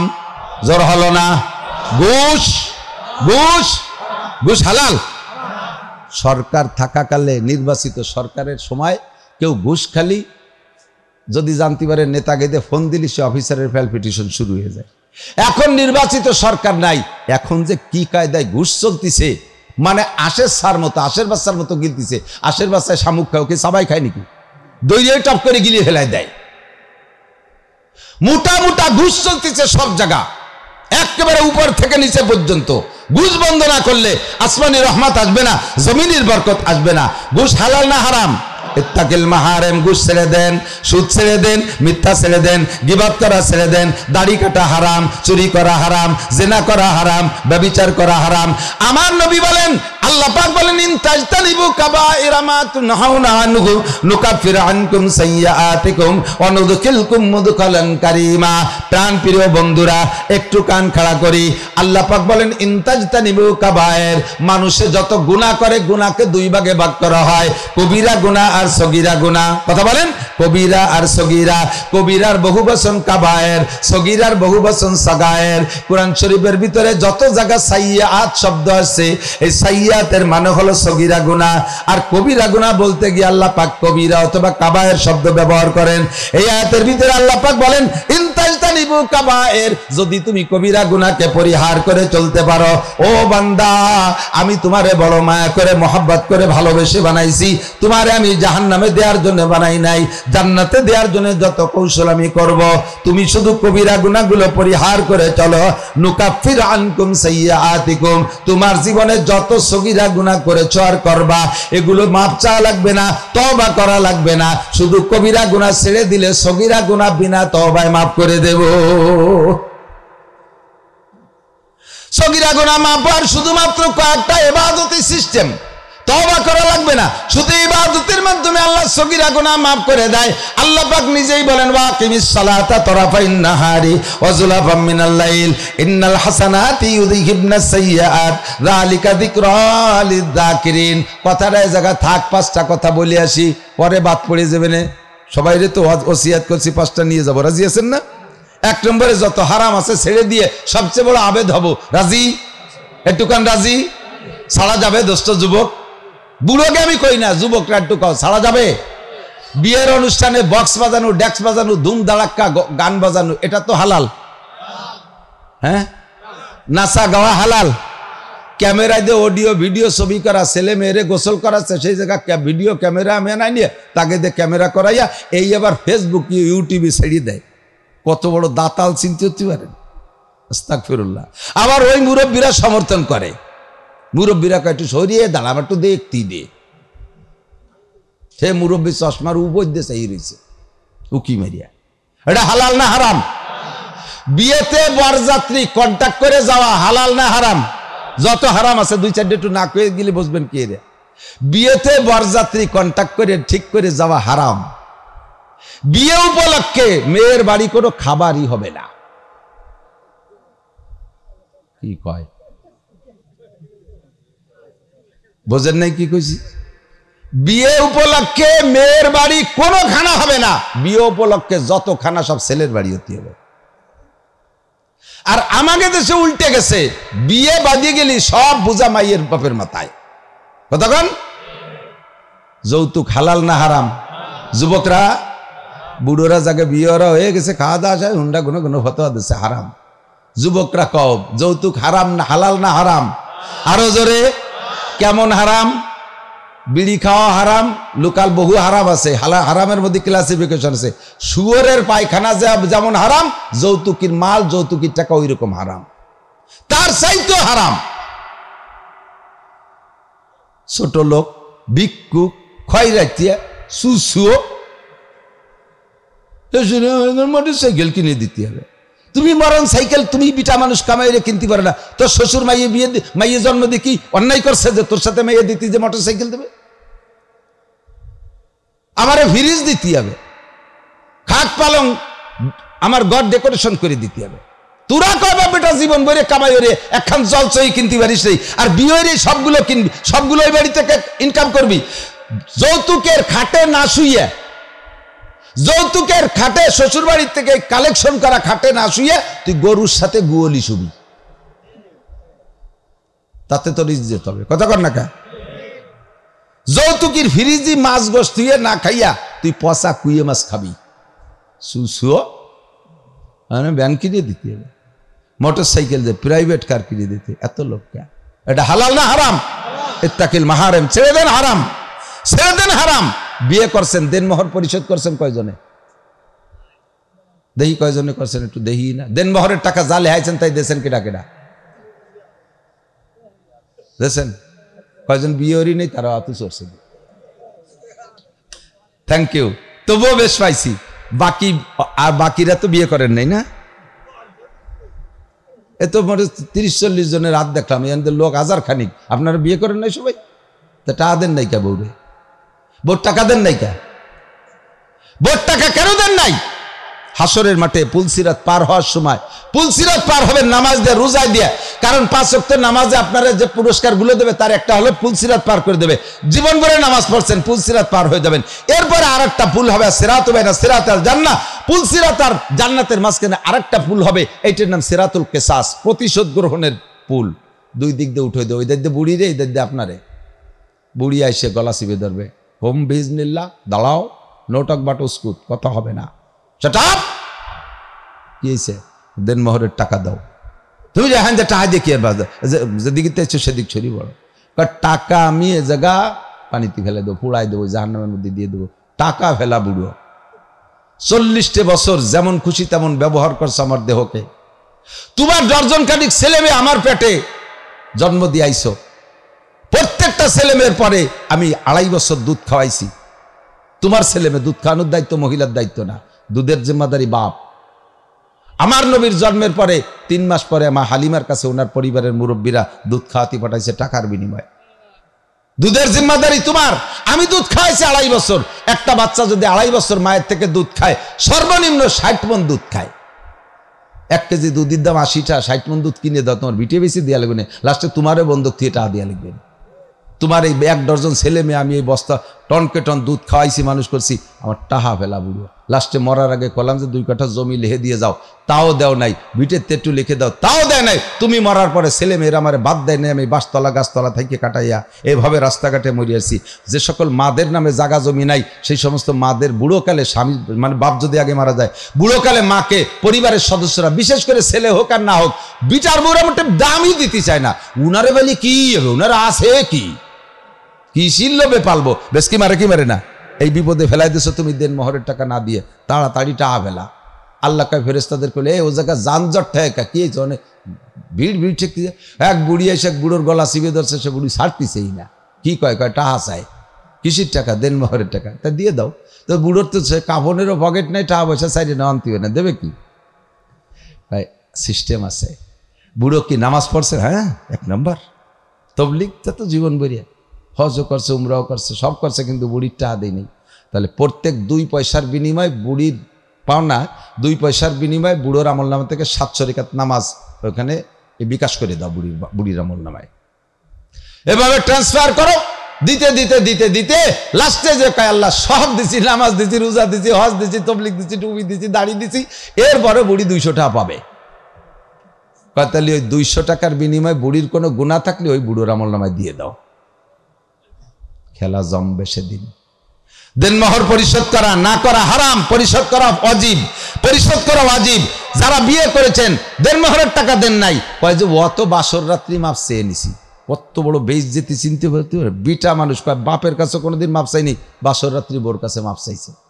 কোন সিস্টেমে মাপ চালেন? বিয়ে করে নিয়েছিলাম, বুক বেজার হয়ে চুপচাপ করে বসিয়ে। বউ কাজে কি ব্যাপার, এতদিন পরে একটা বিয়ে হলো, তোমার আমার কত তাবিজ খবরের পরে আজকে একটা আনন্দের রাত, তুমি হানে যে আড়িমারা কুত্তর মতো বিয়ে হয়ে বসে রয়েছে। আড়িমারা কুত্তো চেনেন? কুকুর তো অন্যায় করলি পরে যেই অন্যায় করুক তার মধ্যে একটা দুর্বলতা আসে।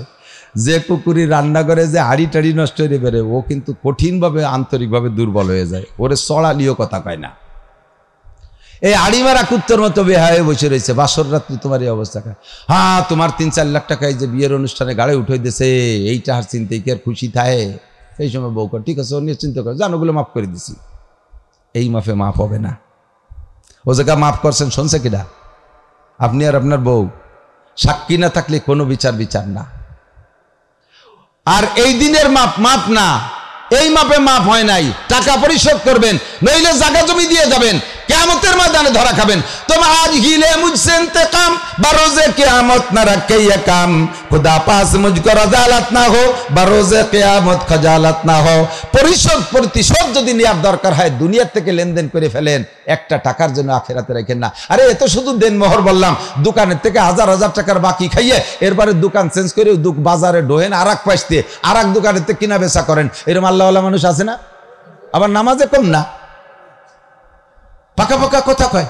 মসজিদের সভাপতি, হ্যাঁ সভাপতি, উনি মসজিদের ঠাউ রয়েছে, মাদ্রাসার মুতাআল্লি, আবার কিনা বেচার দিক দিয়ে এরকম টকিঝকি করে। এই সমস্তগুলো হারাম। হালাল না হারাম? জোর হলো না, সবাই করতে একটু হালাল না হারাম? আমি বলাইলাম এজন্য যে আপনি মুখ দিয়ে কইছেন না, এখন আপনার আমল নামায় লেখা হয়ে গেছে, কিয়ামতে আর আপনি ওই নেক্সা শাস্তি শুনি নাই কোনোদিন, যদি কত তালি তো একটু ভালো হয়ে জানতাম, আল্লাহকে নাক স্যান্ডেল দিয়ে বলে ভেঙে লে দিই। শোনো নাই তো তোর খাতায় লাগছে কিভাবে? তুই নিজেই তো হারাম কইছিস। মা ইয়ালফিযু মিন কাওলিন ইল্লা লাদাইহি রাকীবুন আতীদ। অকথ্য ভাষায় গালাগালি করা হালাল না হারাম? গালাগালি করা। কিছু কিছু কম বক্ত আনাড়ি গার্জিয়ান বাপ আছে, ছেলে মেয়েকে এমন ভাষায় গালি দেয় যা অন্য মানুষকে বলা যায় না। ছেলে মেয়ের সামনে বউরে গালি দেয়, যে কথা শুনে ছেলে মেয়ে লজ্জায় মুখ ডেকে চলে যায়। তুমি যে গালি দাও, জিব্বের মালিক কে? জিব্বে কি তোমার আব্বা বানায় দিছে? জিব্বে কি তোমার মা বানাইছে? জিব্বে কি তোমার টাকা দিয়ে কিনা? জিব্বে কি তোমার রাজা বাদশা দিছে? আলাম নাজআল লাহু আইনাইন ওয়া লিসানান ওয়া শাফাতাইন ওয়া হাদাইনাহুন নাজদাইন। তোরে দুটো চোখ কি আমি দেই নাই? তোর জিহ্বাটাকে আমি দেই নাই? ইচ্ছে মতো যা খুশি জিহ্বাতে বলবি, মরার আগে তোর জিহ্বাটা মিটাই না ছিঁড়ে ফেলাই দেব। ও যুবক, অকথ্য ভাষায় গালাগালি করিস না। মুরব্বীরা আপনাদের হাতে ধরি পায়ে ধরি, ভাষা খারাপ করেন না। অকথ্য ভাষায় একটা গালি দিলে নেক আমল যদি আমল নামায় থাকে, 40 বছরের নেক আমল বাতিল হইয়া যায়। বউরে জাতা করে গালি দেয়, বউ কি আপনার বান্দি? তার একটা সম্মান আছে না, ইজ্জত আছে না? বড় বড় ছেলে মেয়েদের সামনে যখন এভাবে গালি দেয়, তারে অপমান করে, তখন মহিলা অনেক সময় সুসাইড করে, আত্মহত্যা করে বসে। যা, এদের সামনে আর মুখই দেখাবো না, বুড়ো হয়ে গেলাম, এর সংসারে আজও সম্মান পাইলাম না। এত বড় বড় ছেলে মেয়েদের সামনে অপমানজনক গালি দেয়, অসহ্য হয়ে বুড়োকালে আত্মহত্যা করতে বাধ্য হয়। এই মহিলাটা আত্মহত্যা করে মরলে তার তো খাসিরাত দুনিয়া আখিরাত ইহকাল সব শেষ হয়ে গেল। আর কেমন যেন তুমি তারে হত্যা করেছো, এজন্য মানুষ হত্যা করার গুনায় তুমি বুড়ো কিয়ামতে ধরা খেয়ে যাবা। গীবাত করা হালাল না হারাম? জোরে বলেন। গীবাত বোঝেন? আমি একটা অন্যায় করছি, সত্যি করছি, এইটি আপনি জানেন, আর কেউ তেমন জানে না। আমাকে সমাজে খাটো করার জন্য 10 জায়গায় দিয়ে বলে বেড়ালেন, এর নাম গীবাত। বলবেন যে আমি তো বানাই কইনি, উনি তো করছে বলে কইতেছি। আল্লাহকে এই জন্যই তো গীবাত, আর উনি করে নাই তা যদি তার নামে বানায় কর, তার নাম তো মিথ্যা অপবাদ। এটা আরো জঘন্য, এটা আরো জঘন্য। আমি আপনাদের এই ময়দানে সকলকে অনুমতি দিলাম, বরঞ্চ অনুরোধ করতেছি, খেয়াল করতেছেন আমার কথা? সকলকে অনুমতি দিলাম, বরঞ্চ অনুরোধ করি, আপনারা যদি আমি মাওলানা নাসিরের কোনো দোষ জানা থাকে, আপনারা একটু আমার আড়ালে একটু বলা বলি করবেন, পারবেন তো ইনশাআল্লাহ? আহা, আপনাকে অনুমতি দিছি তো একটু করিয়েন। কেন দিলাম অনুমতি? আমার কোনো দোষ যদি আর একজনের কাছে বলেন, তাহলে আমার ওই দোষে যে গুনাহ হয়েছে এটা আপনার আমল নামায় চলে যাবে, আর ওই জায়গা থেকে কিছু নেকি এসে আমার শূন্য স্থান পূর্ণ হয়ে যাবে। তো 1000 খানিক মানুষ যদি আমার নামে কিছু বলা বলি করেন, জায়গায় বসে আমার ভালো একটা ইনকাম হয়ে গেল না? এই জন্য অনুমতি দিছি। আমারে ভালোবাসেন, এই স্তরের উপরে কত দূর থেকে আইসা গভীর রাত বসে রয়েছেন, নিশ্চয়ই আমাকে ভালোবাসেন, আমাকে মহব্বত করেন না? মহব্বত করেন না? আমি আপনাদের মহব্বত করি। এই মহব্বত যদি ঠিক থাকে, কিয়ামতে আমি যদি জান্নাতি হই আর আপনারা যদি আটকে যান, এই ভালোবাসার খাতিরে আমাকে সুপারিশ করার সুযোগ দেবে, আমি আপনাদেরকে সুপারিশ করে জান্নাতে নিতে পারবো। আবার আমি যদি আটকে যাই এই মোহাব্বতের খাতিরে আপনি পার পেয়ে গেছেন, আপনি আমাকে সুপারিশ করে, আল্লাহ আমাকে হুজুরির ওয়াজ শুনতাম, আমাকে হুজুরের একটু বেচতে দিয়ে দাও, উনি কি আকাম করে যেন বেকায়দায় পড়িয়ে গেছে, উনি একটু মাফ করে দাও। আপনার সুপারিশে আমার আল্লাহ মাফ করে দিতে পারে। তো এই মোহাব্বতটা আমাদের ইমানই মোহাব্বত, কথা বলেন ঠিক না? আমার মোহাব্বতে আসছেন, আমার নামে একটু গীবত করতে রাজি না, কিন্তু এই গীবতটা রেগুলার করেন কার নামে জানেন? যে আপনার শত্রু, তার নামে গীবত করে এই নেকিটা তারে ডেলি জায়গায় বসে বসে দিয়ে দিচ্ছেন।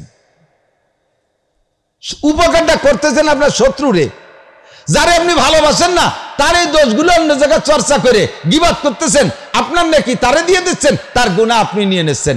আপনি যারে ভালোবাসেন তার গীবত করেন না, এই উপকারটা তারে করেন না, উপকারটা করতেছেন যে আপনার শত্রু তারে। কথা কি বুঝতে পারছি? পাশাপাশি আর একটা কথা মনে রাখেন, যদি কোনো মানুষ অ্যাক্সিডেন্টলি একটা অন্যায় করে ফেলাইছে, একটা গুনাহ করে ফেলাইছে, কেউ জানে না আপনি জানেন, ওই লোকটারে সমাজে খাটো করার জন্যে ওই দোষটা যদি চর্চা করে বেড়ান, আর ওই গুনাহ করনেওয়ালা যদি তওবা করে আল্লাহর কাছ থেকে পাক হয়ে যেতে পারে, আপনি মনে রাখেন, হাদিসের কথা আপনি মনে রাখেন, মরার আগে আল্লাহ পাক আপনাকে ওই গুনাহ না করাইয়া ওর চাইতে বেশি অপমান না করে দুনিয়া থেকে নেবে না। রেডি হয়ে যান। কার নামে কি কইছেন মরার আগে পাবেন আপনি। আপনার দিয়ে করাই ছাড়বে শয়তানে করাবে, আল্লাহ আপনাকে বাঁচাবে না। আল্লাহ হেফাজত করুক, বলেন আমিন। দাড়ি কাটা হালাল না হারাম? জোর হলো না? দাড়ি কাটা কি হারাম? কি হারাম পাবেন না একটু? কি হারাম? হারাম কি হয়েছেন তো সবাই? আমি বেঁচে গেছি। দাড়ি কাটা হারাম, কেটেন না। টাকনুসে প্যান্ট পাজামা পরা, সেদিনকে দেখছি আহসানুল ফতোয়া, আমি আগে একদিন বয়ানটা করছি, কোন জায়গা যেন কয়জনের গায়ে লাগছে, তারা কয় কি যে এটা হতেই পারে না, কোনো হুজুরি কাছে শুনি নেই। এখন আমি তো দেখার সময় দেখছি, বয়ানের সময় এসে গেছে, বয়ান করে দিছে, আমার তা হাওলা মনে নাই। যখন উনি ব্যারিকেড দিচ্ছে যে হুজুর কোথায় আছে, আমি আর খুঁজে পাই না। এই মশালাটা খোঁজার জন্য পরে 8-10 খান বই কিনছি, কোনো তাই পাই না। বড় বিপদে পড়ে গেলাম।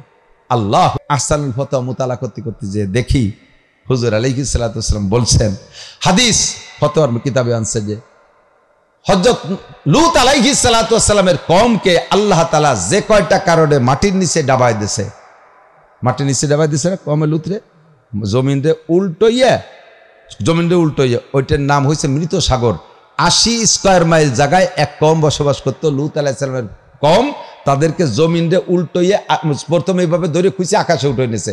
ফেরেশতাদের হাতে ঠিকানা লেখা পাথর, বোমা কায়দা মতো তুলো ধুনা পেশা করে মারিয়ে জমিনে উল্টোইয়ে ডাবায় দিছে। সেটা এখনো সাগর হয়ে আছে তুরস্কের পাশে, ওই পাশ দিয়ে। তার নাম হলো মৃত সাগর। মৃত সাগর পানি এত কালো এবং এমন লবণ, 1 কেজি পানি জাল দিলে 800 গ্রাম লবণ হয়। বেশি লবণের কারণে মানুষের মধ্যে পড়লে যে সাঁতার কাটতে জানে না, সেও তার মধ্যে ডুবিয়ে যায় না। অভিশপ্ত গজবের শহর, গজবের সাগরে পরিণত হয়েছে। এই কমরে মাটির নিচে ডাবায় দেশে যে কয়টা কারণে, তার ভিতরে একটা হলো সমকামিতা, পুরুষে পুরুষে যৌন মিলন করা, পুরুষে পুরুষে যৌন চরিতার্থ করা, নারীতে নারীতে যৌন চরিতার্থ করা একটা। 2 নম্বরে তাদের স্বভাব ছিল দাড়ি কাটা। 3 নম্বরে তাদের স্বভাব ছিল টাকনুসিয়া পোশাক পরা। 4 নম্বরে তাদের স্বভাব ছিল গান বাজনা করা। এই 4টে গুনার কারণে আল্লাহ তাআলা তাদেরকে মাটির নিচে ডাবায় দিয়েছে।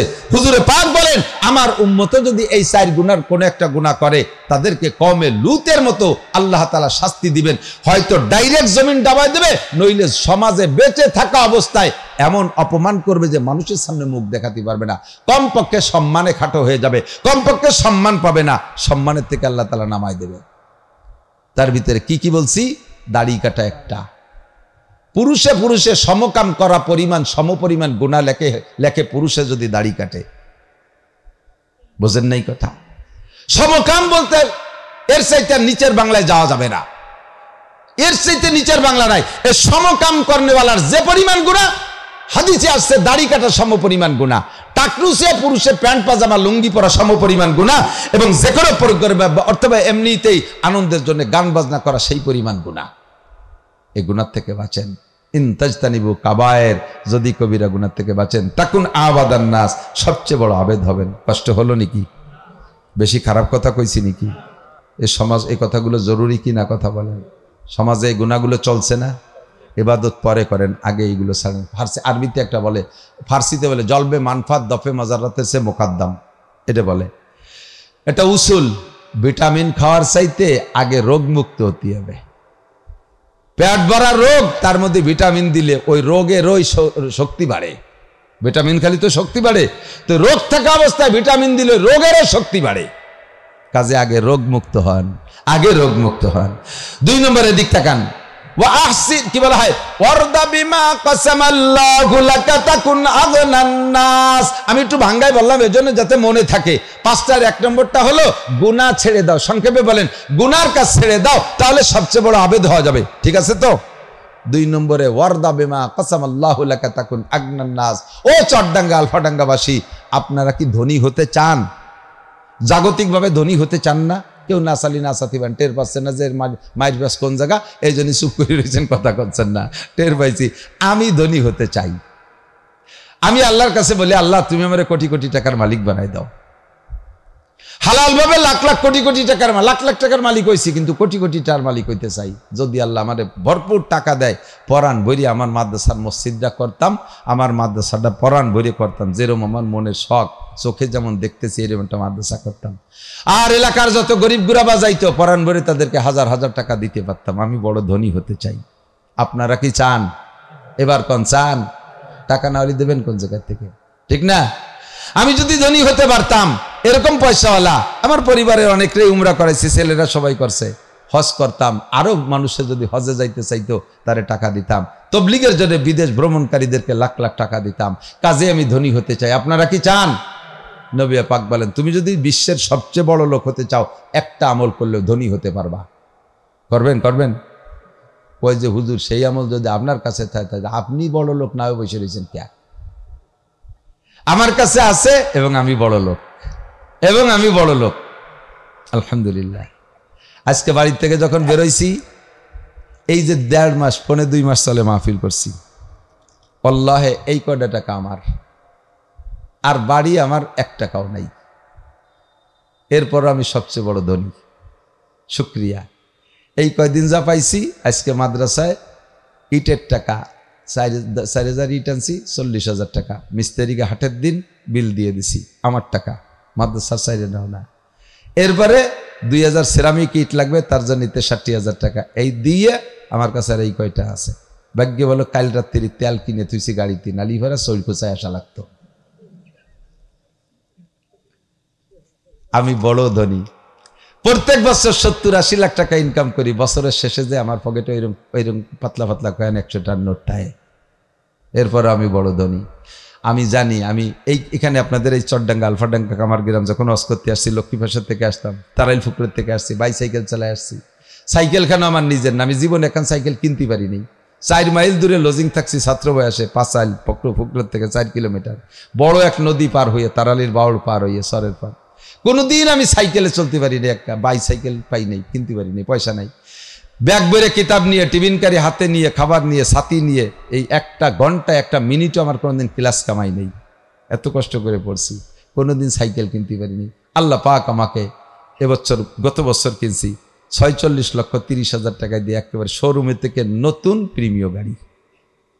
2 ছেলেদের জন্য মোটর সাইকেল আছে 2 দিয়ে। মনের ভিতরে সেই কমটা রয়ে গেছে, কত কষ্ট করে লেখাপড়া করছি, এখন সাইকেল কিনতে পারলাম না আইজও। সে গতবার এবার সাইকেল এখন কিনছি, বাইসাইকেল কিনে চালাই বেড়াই, খালি একা একা, খালি খালি রাস্তা দিয়ে চালাই বেড়াই। আপনি যদি সবচেয়ে বড় লোক হতে চান, সবচেয়ে বড় লোক বলবো, আপনি যদি ধনী হতে চান, গনি মানে ধনী, গনি মানে আগনা, তার সব বহু কি বলে ইসমে তাফজিল। যদি তুমি আগনা সবচেয়ে বড় ধনী হতে চাও, হুজুর বলে অর্দা বিমা কাসামাল্লাহু লাকা, আল্লাহ যা দেছে তারপর খুশি থাকো। আল্লাহ যা দেছে তারপর খুশি থাকো, তাহলেই বড় লোক হতে পারবা। নইলে সারা পৃথিবীর মালিক বানায় দিলে, তোমারে জিজ্ঞেস করলে ভাই এখন কিরম ঠায়, তুমি তো সারা পৃথিবীর মালিক, জব দেবেন কি জানেন? একটা দুনিয়া দিয়ে কি হয়, এই ছেলে মেয়ে আত্মীয় স্বজন কর্মচারী, একটা দুনিয়া দিয়ে কি হয়, আর একটা দুনিয়া হলে মোটামুটি কিছু ডানি থাকতো। তাহলে আপনি বড় লোক হবেন কবে? হুজুর বলেন, বনি আদমের পেট কবরের মাটি ছাড়া ভরতে পারে না। কথা কন, কবরে যাবা, মাটিতে পেট ভরে যাবে, তারপরে বড় লোক হবা, তাই সারা দুনিয়া বড় লোক হবা না। দেখেন কত টাকা কামাই করতে করতে টাকা যে কোথায় আছে জানে না, আজকে সেই টাকায় দাবর শুরু করছে, দেশের থেকে বিদেশে চলে যা লাগছে। সেখানে যেও শান্তিতে নাই, দেশে শান্তি নাই, বিদেশে শান্তি নাই, অথচ সারাদিন ভ্যান চালাইয়া রাতের বেলা মোটা মোটা একটু বাজা শাক পাতা কদু কচু কিনে নিয়ে রান্না বান্না করে খাইয়া বউডারে নিয়ে আরামসে বাচ্চা কাচ্চাদের কিনে শুয়ে রয়েছে, আর গুনগুন করে গান গায়, কি সুন্দর, অল্পক্ষণের ভিতরে ঘুমাই যাচ্ছে। আর ওইগুলো ইনজেকশন, এ ডেনা একটা, ও ডেনা একটা, রগের মধ্যে একটা, আর এক পাশে আর একটা, চতুর্পাশে ইনজেকশন দিয়ে তারপরও ঘুমাসে না, খালি উলট পালট, কারণ টাকার চিন্তায় ঘুমাসে না। সুখী কে? ওরা না গরিব মানুষ, ঠিক না? আপনারা যে যে হালাতে আছেন আপনারা সুখী। বর্তমান অবস্থার পর আমি জিজ্ঞেস করি, অর্থনৈতিক দিক দিয়ে আপনারা কেমন আছেন? মনের থেকে কইছেন? সুর ভালো না, 7, 8, 10 প্রকার খাইছেন, খেয়ে গেছে আলহামদুলিল্লাহ, এইরকম যেন সারা বছর চলে। আর একটু কোনো মতে একটু আলু ভর্তা দিয়েছে দেখে আলহামদুলিল্লাহ, যা খাইছে ভালো খাইছে, না খালি কি হতাম, দুইবারই আলহামদুলিল্লাহ কইছে, সুর ভালো না। বর্তমানে আপনারা আর্থিকভাবে কেমন আছেন? খুশি? আমি কিষেন বেচে খাই, আমার চাইতে আর এক ভাই কিষেন বেচার শক্তিও নাই, আছে না? আমি ভ্যান চালাই, তার ভ্যানও নাই, তার একখান ভ্যান ছিল সরে নিয়ে গেছে, আমি তার চেয়ে ভালো আছি না? আমার টিনির ঘর, আর একজনের সোনের ঘরও নাই, আমি তার চেয়ে ভালো আছি না? উপর দিক তাকানোর দরকার নাই, এদিক দিয়ে দুনিয়ার নিচের দিকে তাকান, তাহলে শুকর আদায় করতে পারবো। হুজুর কয় সবচেয়ে ধনী হতে চাইলে ওয়ারদা বিমা কসামাল্লাহু লাকা তাকুন আগনান নাস। এরপরে হুজুর বলেন সবচেয়ে বড় ইমানদার হতে চাও কে? কয় যে হুজুর আমি সবচেয়ে বড় ইমানদার হব। সবচেয়ে বড় ইমানদার হওয়ার সবক কি? আহসিন ইলা জারিকা তাকুম মুমিনা, প্রতিবেশীর সাথে সদ্ব্যবহার করো, প্রতিবেশীর সাথে সদ্ব্যবহার করো। প্রতিবেশী ঘর বানাবে, তুমি চাইছে সেই জায়গায় একখান বেড়াই দিয়ে তুইছো, মোটা মোটা দূরে গাছ লাগাই তুইছো, ঘরখান উঠতে পারতেছে না। প্রতিবেশী বাড়ি যার রাস্তা পাইতেছে না, তুমি রাস্তা বন্ধ করে দিয়েছ। তুমি এমন বিল্ডিং উঠেছো, পাশের বাড়ির গরিব মানুষ বাতাস পায় না। চতুর্দিকে তোমার জায়গা, মাঝখানে একটু গরিব মানুষের জায়গা, সেই জায়গাটুকু নেওয়ার জন্য তার বাড়ি থেকে বেরোনোর একটু রাস্তা ছিল, সে রাস্তাটুকু আর এক বদমাইশের কাছ থেকে ক্রিমিনালি করে কিনে তারে চতুর্দিক দিয়ে আটকায় ফেলাইছে। এবার যা তুই হেলিকপ্টারে বাড়ি যাবি, এইভাবে তারে কষ্ট দাও। তুমি যদি কোনো গরিব মানুষ, অসহায় মানুষের বাড়ি যার রাস্তা বন্ধ করো, আল্লাহ পাক তোমার জান্নাতের রাস্তা বন্ধ করে দিবে। ওয়াসিনিলা জারিকা, প্রতিবেশীর সাথে সদ্ব্যবহার করো। গাছ লাগাইতে হলে সীমানার থেকে 2 হাত দূরে লাগাইবা, এতটুকু দূরত্ব বজায় রেখে লাগাইবা যাতে তোমার গাছের ছায় তার বাড়ির ক্ষতি না হয়। জমিতে ফসলের আইল গাড়ি দেওয়ার সময়, আলির ফসল কাটার সময় এদিকেও খেয়াল রাখবা। ব্যবসা বাণিজ্যের সময় প্রতিবেশী দোকানদারদের খেয়াল রাখবা। এই মাইকের ব্যবসা যারা হবে, ওকে অ্যাড কি জানেন? সারা দিন দোকানের সামনে বড় বড় এই বক্স চালাই দিয়ে ধুম ধাড়াক্কা ঢোলের বাড়িতে বাজারে তলা কাঁপিয়ে যায়। পাশে মসজিদের মুয়াজ্জিন সাহেব আতর টাতর নিয়ে একটা দোকান দিয়েছে, খালি মুয়াজ্জিনের কয়টা হয়, যায় নামাজ, টুপি, রেহাল মেহাল দিয়ে। ওগে দোকানের জন্য ওই হুজুরের দোকানে কেউ কিনতে আসলি, হুজুর কয় টাকা? 7 টাকা। ডোলের বাড়ি এমন ভাবে মারছে, সে 7 শোনা যায় 60 টাকা, একদম 60 টাকা। এটি ছিল ডোলের বাড়ি জ্বালায়, বেচারা মোটে বেচতেই পারে না। এনে ওকে অনুরোধ করছে, ভাই তোরা এইগুলো একটু আস্তে বাজা। কয় যে 1.5-2 লাখ টাকা দিয়ে পজিশন কিনছি, মাসে 15,000 টাকা ভাড়া। আমাদের পজিশনে আমরা যা খুশি তাই করব, কথা বলবো না, পাল্লি বেচো না পাল্লি সরি বড়। হুজুর দুঃখের জ্বালায়, দুর্বল মানুষ। কয়েকদিন যাওয়ার পরে হুজুর রাত্রি, ওরা তো সব গুছাই গেছে, রাত 12টার দিকে দোকানে থুয়ে পড়ে তো ঘুমোয়, তো দোকানের মধ্যে গুছাইয়ে সুতি গেছে। যখন শুয়ে পড়ছে, হুজুর খালি টিনেরটা নিয়ে মুখ উঠ দেবার ঘরের মধ্যে ঠাস ঠাস করে বাড়ি শুরু হয়েছে। হ্যাঁ কি করেন হুজুর? কয় যে আমারটা 1.5 লাখ টাকা দিয়ে পজিশন কিনে, আমি যা খুশি তাই করবো। দিন ভরে জ্বালাইছি, যখন রাত ভর আমি জ্বালাবো। শুয়ে দেখ শালা বেটারা কিরম ঠেয়।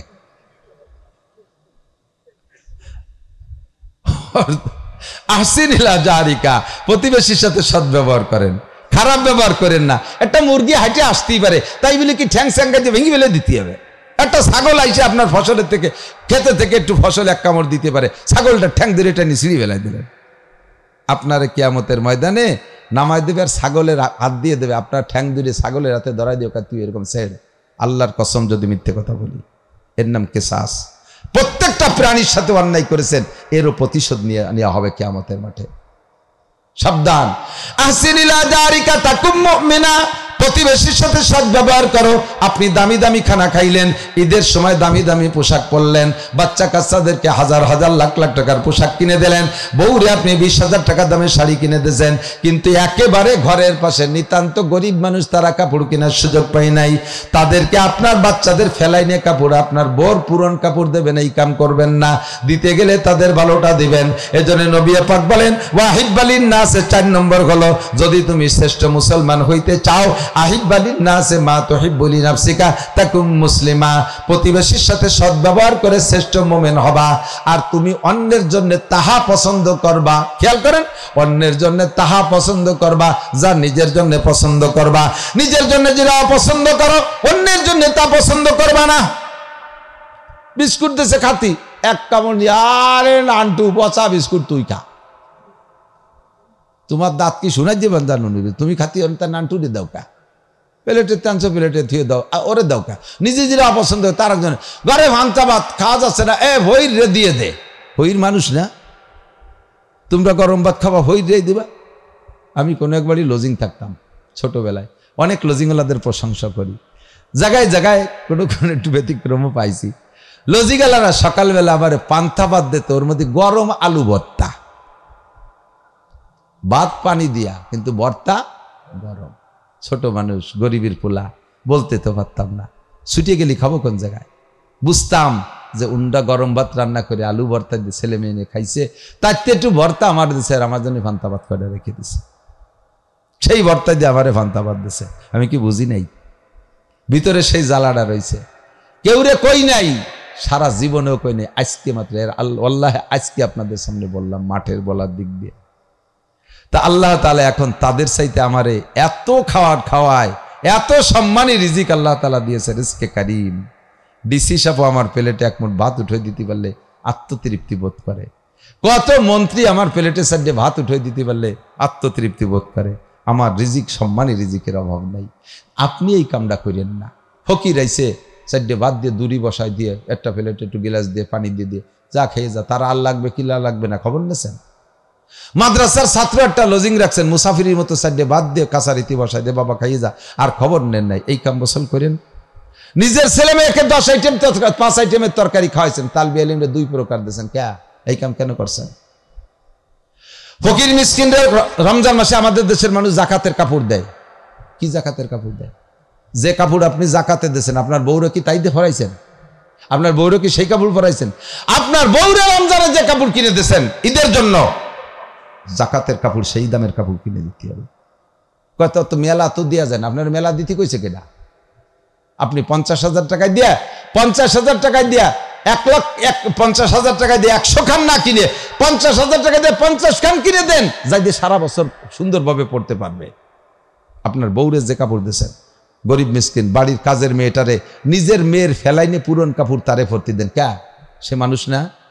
গত 2-3 বছর আগে একটা খবর পাইলাম, খুলনার থেকে এক বড় অফিসার, মানে এক বড় লোক ঢাকায় যাইতেছে, রাত্রে স্লিপিং করছে এসি গাড়িতে, 2টা সিট নেছে, সাথে ছোট্ট একটা কোলের বাচ্চা, তার জন্য তো সিট লাগে না, মা বাবার কোলে, সাথে কাজের মেয়েও সাথে যাচ্ছে, 2 জনে 2 সিটি বসা। নাইট গাড়ি খুলনার থেকে রাত 11টায় ছাড়ছে, ফজর হয়ে যাবে ঢাকা যাইতে।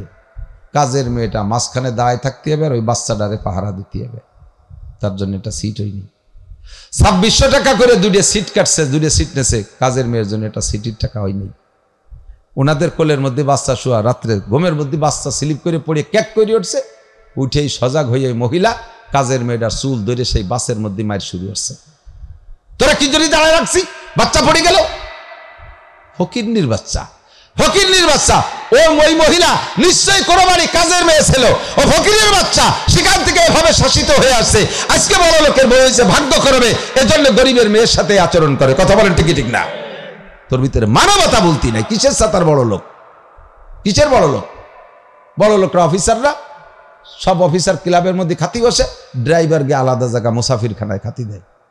তুমি অফিসারে যাতো না, আমার ড্রাইভার, আমি আমার কায়দা অফিসার, আমি আমার কায়দার অফিসার, আমার ড্রাইভারকে রেখে আমি একখান বিস্কুটও খাই না, এবং আমার পাশে বসাই, ওকে অনেক সময় সরাই দিতে চায়, নো আপনার মেহমানকে সরান, আলাদা জায়গা দেন, আমার ড্রাইভার আমার সাথে থাকবে, আমার সাথে যারা আছে তারা আমার সাথে খাবে। ওয়াহিব্বালিন নাসে মা তুহিব্বুলি নাফসিকা তাকুম মুসলিমা, এদিক খেয়াল রাখবেন।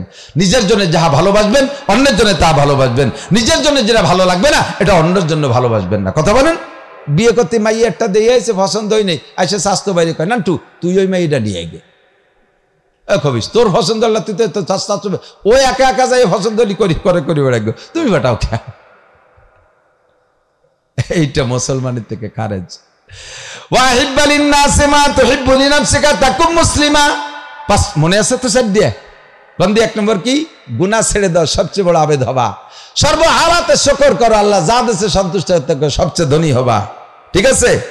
প্রতিবেশীর সাথে সদ্ব্যবহার করো, সবচেয়ে বড় মুমিন হবা। অন্যের জন্য তাহা পছন্দ করো, নিজের জন্য যাহা পছন্দ করো, সবচেয়ে বড় মুসলমান হবা। মনে থাকবে? আমল করা যাবে? আর এই কথাগুলো সাপ্লাই দেবেন যাতে আর 2-5 জন শুনে শিখে মুসলমান হয়ে যেতে পারে, ভালো হতে পারে। 5 নম্বর ওয়ালা তুকসিরিজ জাহকা, এই কথাটা মনে আইসা পুরো হাদিসটা হয়ে গেল, ওয়াজ যা করবো তা বাদ পড়ে গেল। হুজুর কয় 5 নম্বর হলো ওয়ালা তুকসিরিজ জাহকা ফাইন্না কাসরাতা জাহকে তুমিতুল কলব। জাগতিক আনন্দ ফুর্তি দিয়ে বেশি হাসাহাসি করো না, বেশি হাসাহাসি করো না। কারণ ফাইন্না কাসরাতা জাহকে তুমিতুল কলব, বেশি হাসলে দিল মরে যায়, বেশি হাসলে দিল মরে যায়। আর দিল মরে গেলে কি হয়? कुरान सुनते मने चाहे ना, सुनते सुनते नुकमा है माफिले बेदात को, कान बहरे हो गए दिल बदमजा होने को है, कान बहरे हो गए दिल बदमजा होने को है। शुरू से हमारे এই কথাটা, कुरान सुनते मने चाहे ना, दिल मरे গেছে, তিলাওয়াত শুনতে ভালো লাগে না, দিল মরে গেছে, নামাজ পড়তে ভালো লাগে না, দিল মরে গেছে, রোজা রাখতে ভালো লাগে না, দিল মরে গেছে, আরে জিকির করতে ভালো লাগে না, দিল মরে গেছে। এই মরা দিল তাজা করতে জিকির করা লাগবে, তিলাওয়াত করা লাগবে। আমরা 1 মিনিট জিকির করে নি লা ইলাহা ইল্লাল্লাহ, সবাই সবাই লা ইলাহা ইল্লাল্লাহ, লা ইলাহা ইল্লাল্লাহ।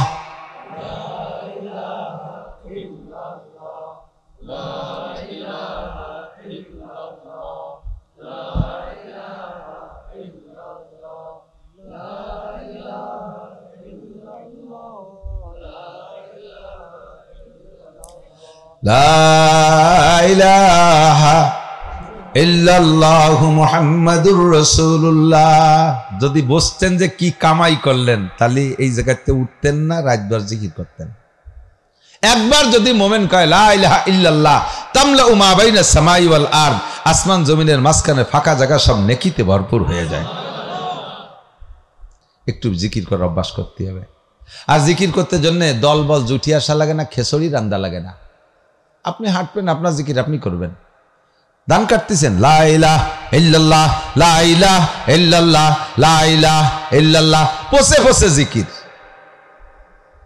হ্যাঁ, অফিসে বসে আছেন একা একা, লেখালেখি নাই, বসে বসে জিকির করেন। বসে বসে আমাদের স্বভাব হয়েছে ফেসবুক আর ইউটিউব। এমন একটা মহামারী এই যে নাজিল হইছে, কোনতে আইছে আল্লাহ জানে। আলেম জালেম পীর মুর্শিক মোল্লা মুন্সি, ছোট বড় বুড়ো গুড়ো এমন। আর এই যে প্যাটেতে প্রশিক্ষণ নিয়ে আসতেছে, হুটেই 1 বছরই তা সে এই ডলা দিয়ে আসিয়ে গেছে, ঠিক না? এরা এর পরিভাষাও জানে, একটুক 2-3 বছরে তা কি কি কয়, ইনস্টল মিনস্টল কি কয়, আমি কিচ্ছুই বুঝি না, ও টেরই বাইরে ওর কিচ্ছু। অথচ ওরা সব বোঝে, সব শেষ করে ফেলেছে। আলা বিযিকরিল্লাহি তাতমাইন্নুল কুলুব। যদি আপনার মনের মধ্যে খারাপ লাগে, অস্থির লাগে, আল্লাহর কসম ওযু বানাইয়া, আমার ভাই আল্লাহর কসম ওযু বানাইয়া যায় নামাজে বৈশা নিরিবিলি বৈশা কিছুক্ষণ জিকির করেন। আল্লাহু আল্লাহ, আল্লাহু আল্লাহ, আল্লাহু আল্লাহ, আল্লাহু আল্লাহ, আল্লাহু আল্লাহ। কিছুক্ষণ জিকির করেন, দেখবেন টেনশন কাইটা গেছে। শাখে গুল মে ক্যা মজা হ্যায় বুলবুলু সে পুছিও, जिक्रुल्लाह में क्या मजा है जाकिरू से पूछियो। হে আমার যুবক বন্ধুরা, মদে যারা স্বাদ পেয়ে গেছো, তোমারে আমি জিকিরের স্বাদ বুঝাইতে দেরি হবে। আরে গান বাজনায় যারা স্বাদ পেয়ে গেছো, জিকিরের স্বাদ বুঝাইতে আমার দেরি হবে। তুমি যারা বিড়ি সিগারেট হুক্কার মধ্যে স্বাদ পেয়ে গেছো, জিকিরের স্বাদ বুঝাইতে দেরি হবে।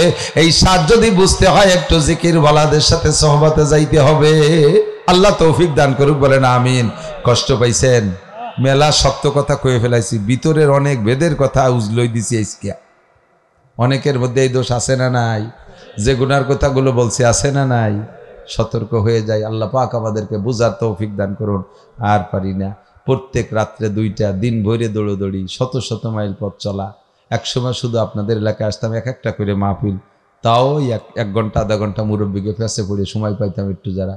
আর এখন প্রত্যেক দিন 2টা 3টে করে মাহফিল, দিনই একটা রাত্রে 2টে, কত পারা যায়? বুড়ো হয়ে যাচ্ছে, বয়স বেড়ে যাচ্ছে, 56 বছর বয়স হয়ে গেছে, বার্ধক্যের দিকে তো চলে যাচ্ছি। এখন সব কিছু দুর্বল হয়ে যাচ্ছে। ভাষাগত ত্রুটি বিচ্যুতি মার্জনীয়। প্রাণ খুলে এই মাদ্রাসাটার পাশে থাকবেন তো ইনশাআল্লাহ? থাকবেন। হজে যাব ইনশাআল্লাহ। নিয়ত করছেন কেরা কেরা? একটু হজের নিয়ত। টাকা চাচ্ছি রে ভাই নেই। হজে বোঝেন নাই? হজে যাবেন না?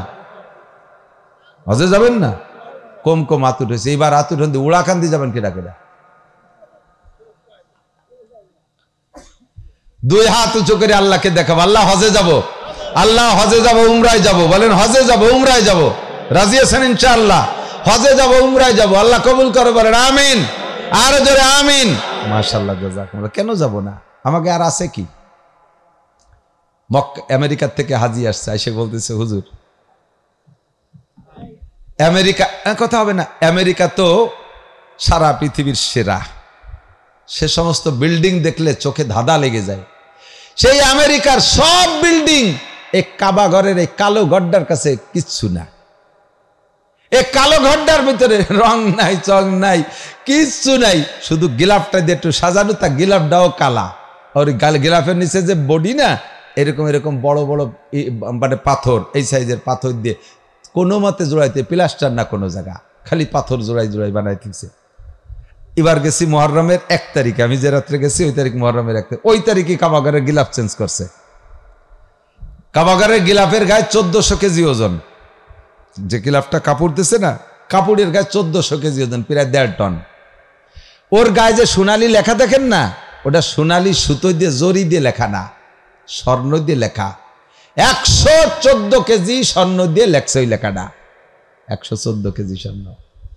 আর সাদা একটা লেখা থাকে না ওর মধ্যে, ওটা হলো রূপো দিয়ে, 62 কেজি রূপা। 114 কেজি স্বর্ণ, 62 কেজি রূপো দিয়ে এই গিলাফটা বানাইছে। একবার একটু দেখবেন না কেমন লাগে? সামনে যাইয়ে দেখি একটা সিজদা দেব। রাজি আছেন না ইনশাআল্লাহ? একবার একটু যাবেন। আর কি করবেন? পয়সা দিয়ে কি করবেন? সারা জীবন ভরে কামাইরে খালি জমি কিনলেন মিয়া, 1 কাঠা জমি নিয়ে যেতে পারবেন না। নেবেন মোটো 3.5, তাও নিজের ভিটে বাড়িতে দেবেন। ওই কবরস্থান বানাইছেন যৌথ, ওর মধ্যে ত্যাগকুনা একটু দেবে। তাও খুঁজতে যে যদি বুড়ো আড়গড় পাওয়া যায়, সে চায় 1 কাঠের মধ্যে আর 1 কাঠ ডুই দিয়ে দেবে।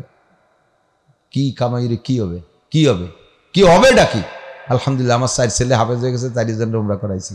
একটা 2 বার করছে, মেয়েরটা হাফেজ হয়েছে, বিয়ে দিয়ে দিয়েছি, জামাই সহ পাঠাই দেবো ইনশাআল্লাহ। আমার প্রতিজ্ঞা, বাকি জীবনে প্রত্যেক বছর যাবো ইনশাআল্লাহ, আল্লাহ যদি কবুল করে। আমার টাকা আমি খরচ করবো না, কার জন্য থিয়ে যাবে? মরার পরে 4 দিনের দিন মিলাদ দিতেও পারে, নাও দিতে পারে, কারণ আমরা হুজুর তো মিলাদ খেয়াই দিছি, মিলাদ তো বাদ হয়ে গেছে, আম্মা বাদ। এখন এই মিলাদও কপালে হবে না। তাহলে এই জায়গা জমি কি হবে? মরার পরে 1 মাস যাইতে না যাইতে ওই নিয়ে ভাগাভাগি নিয়ে খুনি মারামারি আসবে, কামলা কামড়ি আর দাইয়ে পাইয়া আপনারে গাইলবে, এই বুড়ো শয়তান এই জমি খাত করে দিয়েছে, এই বিপদে বেলায় দিয়ে গেছে। তাহলে এই গালি না শুনে ওইতে বিঘে খানিক বেশি একটা গুল্লি দিয়ে আসেন। 40 দিন থাকবেন হজে, 32 দিন থাকবেন, 1-2 দিন পথে ঘাটে থাকবে, 28-22-30 দিন থাকবেন আপনি, 30 দিন 28 দিন থাকবেন মক্কায়। 28 দিন মক্কায় 5 ওয়াক্ত নামাজ, 1 ওয়াক্ত নামাজের দাম আপনাকে আল্লাহ তাআলা দেবেন 1,27,000 ওয়াক্ত নামাজের নেকি। তাহলে সারা জীবনে যত কম পড়ছে গ্যাপ গর্ত সব বন্ধ হয়ে ফেলানো যাবে না? ও জায়গায় যে একবার আল্লাহ বলবেন 1 লক্ষ বলে আল্লাহ বলার নাকি পাবেন, একবার দুরূদ শরীফ পড়বেন 1 লক্ষ বার দুরূদ শরীফ পড়ার নাকি পাবেন। সবচেয়ে বড় মজার বিষয় হলো, একবার যদি সচক্ষে কাবাঘর দেখে আসেন না, এরপরে বাংলাদেশে এসে বাকি নামাজ, জীবনে নামাজ পড়বেন, আল্লাহু আকবারকে সানা বান্দার সাথে সাথে কাবাটা চোখের সামনে বেশি ওঠে। নামাজের ভিতরে একটা একাগ্রতা, একটা মজা তৈরি হয়। যাওয়া যাবে না? যাবে যাবে।